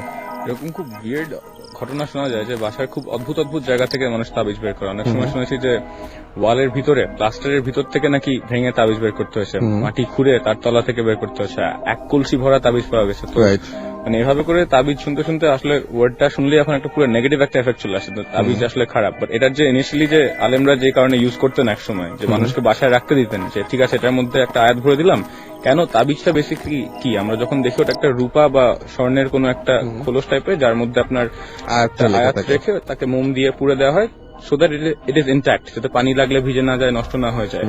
তো ওটা ইউজুয়ালি বাসায় অনেক সময় শুনতাম যে দেওয়া হয়েছে যাতে দোয়া টাঙিয়ে রাখার মতোই, যে রাখো এটা সিলেক্টেড কিছু আয়াত আছে যেটা আলেমরা ভালো জানেন, যাতে for the safety and wellbeing. তো সবকিছুর যেমন ভালো আছে খারাপও আছে। তো আজকাল আমি যেহেতু মানুষের সাথে অনেক কথা বলি এবং ডিসকাস করি, তাবিজের ভালো ইউজের থেকে কিন্তু আমরা খারাপ ইউজই বেশি শুনি। এই জন্য আমরা শহরে বসেও কিন্তু ভূতের আলাপ করলেও মানে সেগুলার অনেকের এক্সপিরিয়েন্সের সাথে মিলে যাচ্ছে, বিকজ খারাপকে কিন্তু আমরাই নিয়ে আসছি এবং ওভাবেই কিন্তু আসলে পুরো ব্যাপারটা ঘটছে। জি প্লিজ। সূত্রে ধরে আসলে একটা কাহিনী, এটা হচ্ছে আমার লাইফের চাচার এক্সপিরিয়েন্স। সেটা আসলে আমি কোনো এক্সপিরিয়েন্স আসলে শেয়ার করতে যাচ্ছিলাম না উইদাউট এনি এক্সপ্লেনেশন। যেটা আমি বলতে চাই, তাবিজের নিয়ে যখন এত কথা, তাবিজের একটা আমি ব্যবহার দেখেছিলাম, সেটা হচ্ছে আমার চাচার বাসায়। ওকে। যেটা হয় যে আমি ছোট করে কাহিনীটা বলছি, যে হঠাৎ করে কোনো একটা কারণে আমার চাচার খুবই একটা সিকিউর বাসা, সেই বাসাতে আগুন ধরে বাসাটা পুড়ে যায়। এখন চাচা কোনোভাবেই মানতে পারে না যে এটা কিভাবে সম্ভব। সর্বশেষ যে কাজটি করে, সে তিনিও একজন বিশিষ্ট ধার্মিক লোক, সে প্রথমে লজিক্যালি নেওয়ার চেষ্টা করছে, কিন্তু কোনো লজিকই এটা আসে না, হ্যাঁ যে সেভাবে আসছে না। এরপর সর্বশেষ সেটা এই ঘটনা সিরাজগঞ্জের, সেখানে বাসার পাশে মাটির চুলাতে আগে রান্না হতো। এটা হচ্ছে আমার বয়স যখন হবে 15-16, তখন মানে এসএসসি পরীক্ষার পর এই সময়টাতে সে ডিসকাস করে, আমরা তখন সবাই যে একটা অ্যাক্সিডেন্ট হয়েছে, তার বাসায় প্রেজেন্ট থাকাটা আমাদের জরুরি। আমরা সেখানে যাই, অবাক করে দিয়ে একজন বুজুর্গ লোক আসতেন, তিনি বললেন যে মাটির চুলার ভিতরে তুমি ভেঙে দেখো। আচ্ছা। এবং ভেঙে দেখা গেল সেখানে তাবিজ আছে। একটা মাটির চুলাতে কন্টিনিউয়াস রান্না হচ্ছে অনেক দিন ধরে, সেখানে কিভাবে একটা তাবিজের প্রেজেন্স পাওয়া যায়? সে বলা মানে তিনি বলেছেন যে চুলার সর্বশেষ যে আগুন ছিল, সে আগুন থেকে জ্বালানো হয়েছে। যেহেতু এটার কোনো সাইন্টিফিক্যালি কোনো ব্যাখ্যা নেই, সেই কাহিনীটা আসলে আমি বলতে চাচ্ছিলাম না, কিন্তু যেহেতু এটা নেগেটিভ একটা সবকিছুই ডিসকাশন যেহেতু আছে, সেই হিসেবে আমি কাহিনীটা বলছি। এছাড়াও আরেকটা জিনিস আমি যেটা মেনশন করতে চাই, যে তাবিজের ব্যাপারে, যে সবসময় আমরা যে আয়াতের কথা বলে থাকি, আয়াত কি? একটা হচ্ছে পবিত্র ধর্মগ্রন্থের একটা লাইন, যে লাইনে একটা মিনিং আছে। ঠিক আছে, আমরা ভয় পেলে যেটা একটা স্বাভাবিকভাবে আমরা কি করে থাকি, আমরা সূরা পড়তে থাকি একদম। হ্যাঁ, এখন যেটা আমার কোশ্চেন, যে সূরাতে কি কন্টেন্ট করছে সেটা কি আমরা জানি? কিন্তু আমাদের কিন্তু সব ধর্মেই, কিন্তু যে ধর্মই হোক, এটা হিন্দুজম বলা হোক বা মুসলিম বলা হোক বা খ্রিস্টানিজম বলা হোক, ধর্মটাকে জানতে বলা হয়েছে। একটা ধর্মগ্রন্থ আমাদের, আমি অ্যাজ এ মুসলিম, একটা ধর্মগ্রন্থ লেখা হয়েছে যে আরবি ভাষায়, সেটার মিনিং কি আমি জানি? সেটা তো জানি না, আমি অনেকেই জানি না বা জানার চেষ্টা করি না। আমরা ভয় পেলে স্বাভাবিকভাবে ছোটবেলায় আমরা যে সূরাগুলো পড়েছি সেগুলোই আসলে বলার চেষ্টা করি, শুধু ভয় কাটানোর জন্য। এইটা প্যাসিভলি কাজ করবে আমি বলবো, কারণ আপনি আপনার সেই কানেকশন, যেটা বললাম আমি, আপনার স্রষ্টার সাথে আপনার যে কানেকশনটা, সেটা করার চেষ্টা করছেন এই সূরা পড়ার মাধ্যমে। এখানে যেটা আসলে দোয়া পড়ার কথা বলা হয়েছে, সবখানেই বলা আছে যে ফেইথ এস্টাবলিশ করে যেটা বলা হচ্ছে, যে সবসময় সেই দোয়াটা বলবো যে I am scared of the maximum power, so you should be scared of me. আচ্ছা, এখানে বেশ কিছু এসএমএস রয়েছে। এসএমএস করেছেন আমাদেরকে, দেখতে পাচ্ছি যে কাউসার, এবং তিনি বলছেন, আচ্ছা ভাইয়া, আসলে কি মানুষকে তাবিজ করা যায়? এরকম তার এলাকায় একজন মানুষ আছেন যিনি কিনা তাবিজ করেন। তো জিজ্ঞেস করেছে যে আচ্ছা, আসলে কি মানুষকে তাবিজ করা যায়? অবশ্যই, মানে বশ তো করাই যায় মানুষকে তাবিজ দিয়ে। তাবিজের ব্যাপারে যেটা বলতে যে আগেই বলেছি, এখনো বলছি যে তাবিজ পসিবল হয়তোবা, কিন্তু সেটা ইম্পসিবল যখন সেই মানুষটার ফেইথ থাকতেছে যে তার স্রষ্টার প্রতি।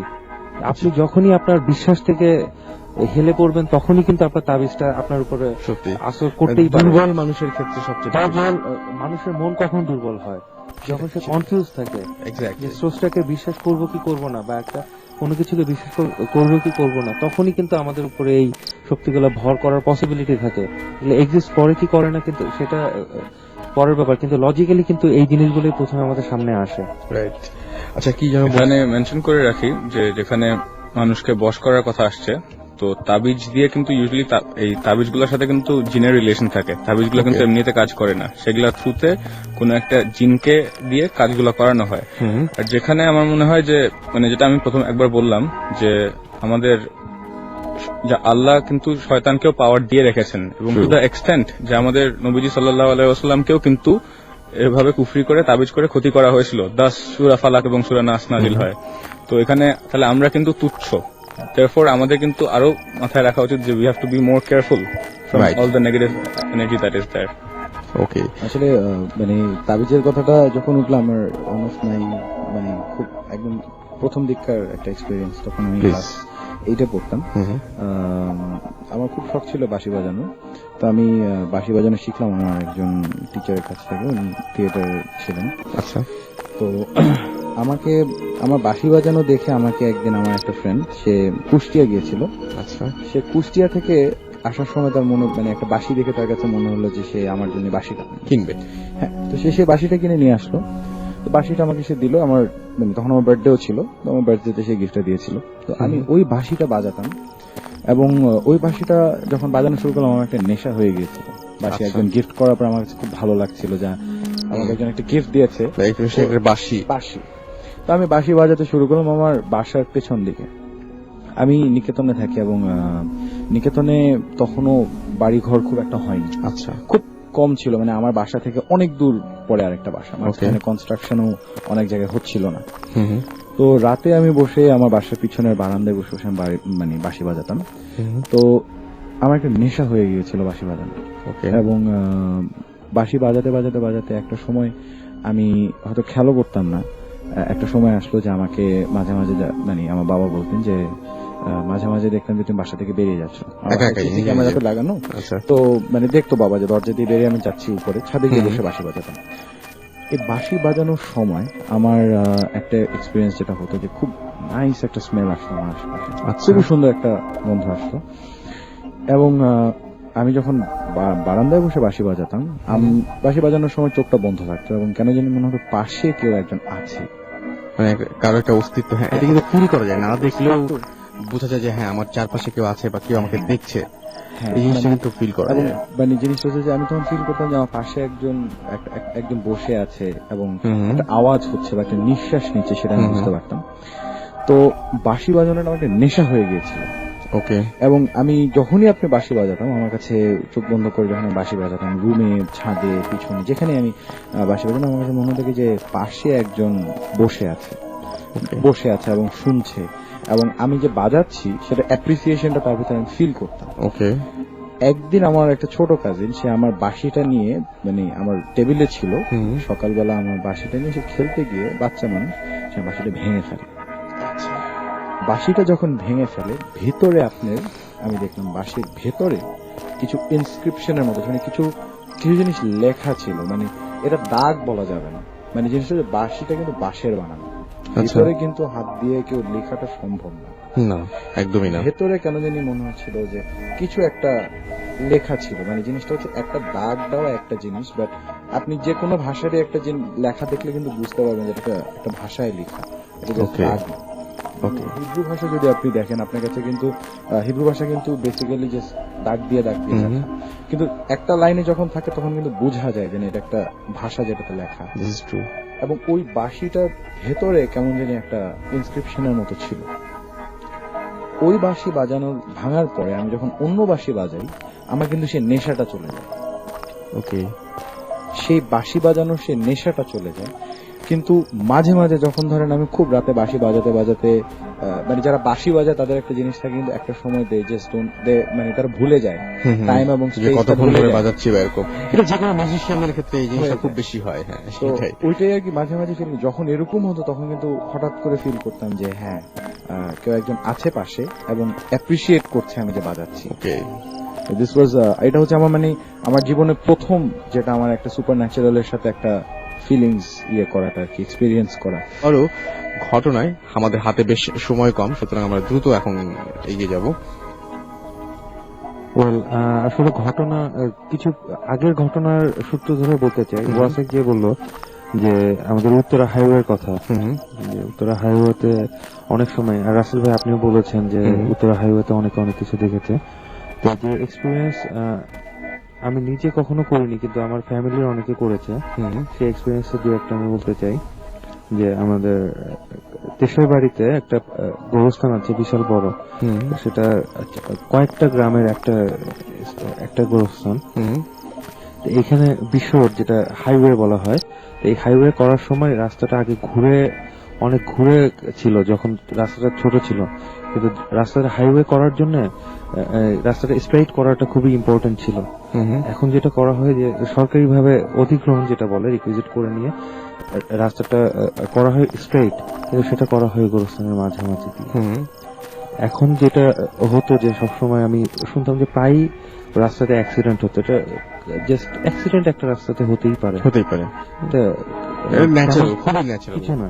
কিন্তু জিনিসটা আমার কাছে খটকা লাগে যখন আমার ফ্যামিলির 3 জন মেম্বার, ওখানে 3 জন কাজিন পরপর ঈদের ভিতরে আমরা যখন, ওটা আমার গ্রামের বাড়িতে আমি যাই, তখন 3 জন কাজিন ওখানে অ্যাক্সিডেন্ট করে একসাথে না, ইন্ডিভিজুয়ালি। সেটাই হচ্ছে হ্যাঁ, আমাদের কাজিন সংখ্যা হচ্ছে 18 জন, তার 3 জন ওখানে অ্যাক্সিডেন্ট করে প্রায় একই জায়গায়।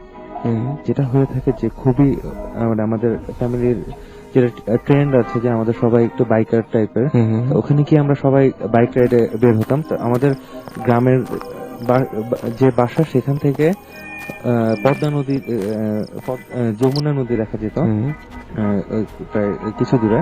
ওইটা গোরস্থানের ওই মাঝখানে রাস্তা দিয়ে যেতে হতো। এখান দিয়ে বেস্ট ভিউ আসলে আসতো রাতে।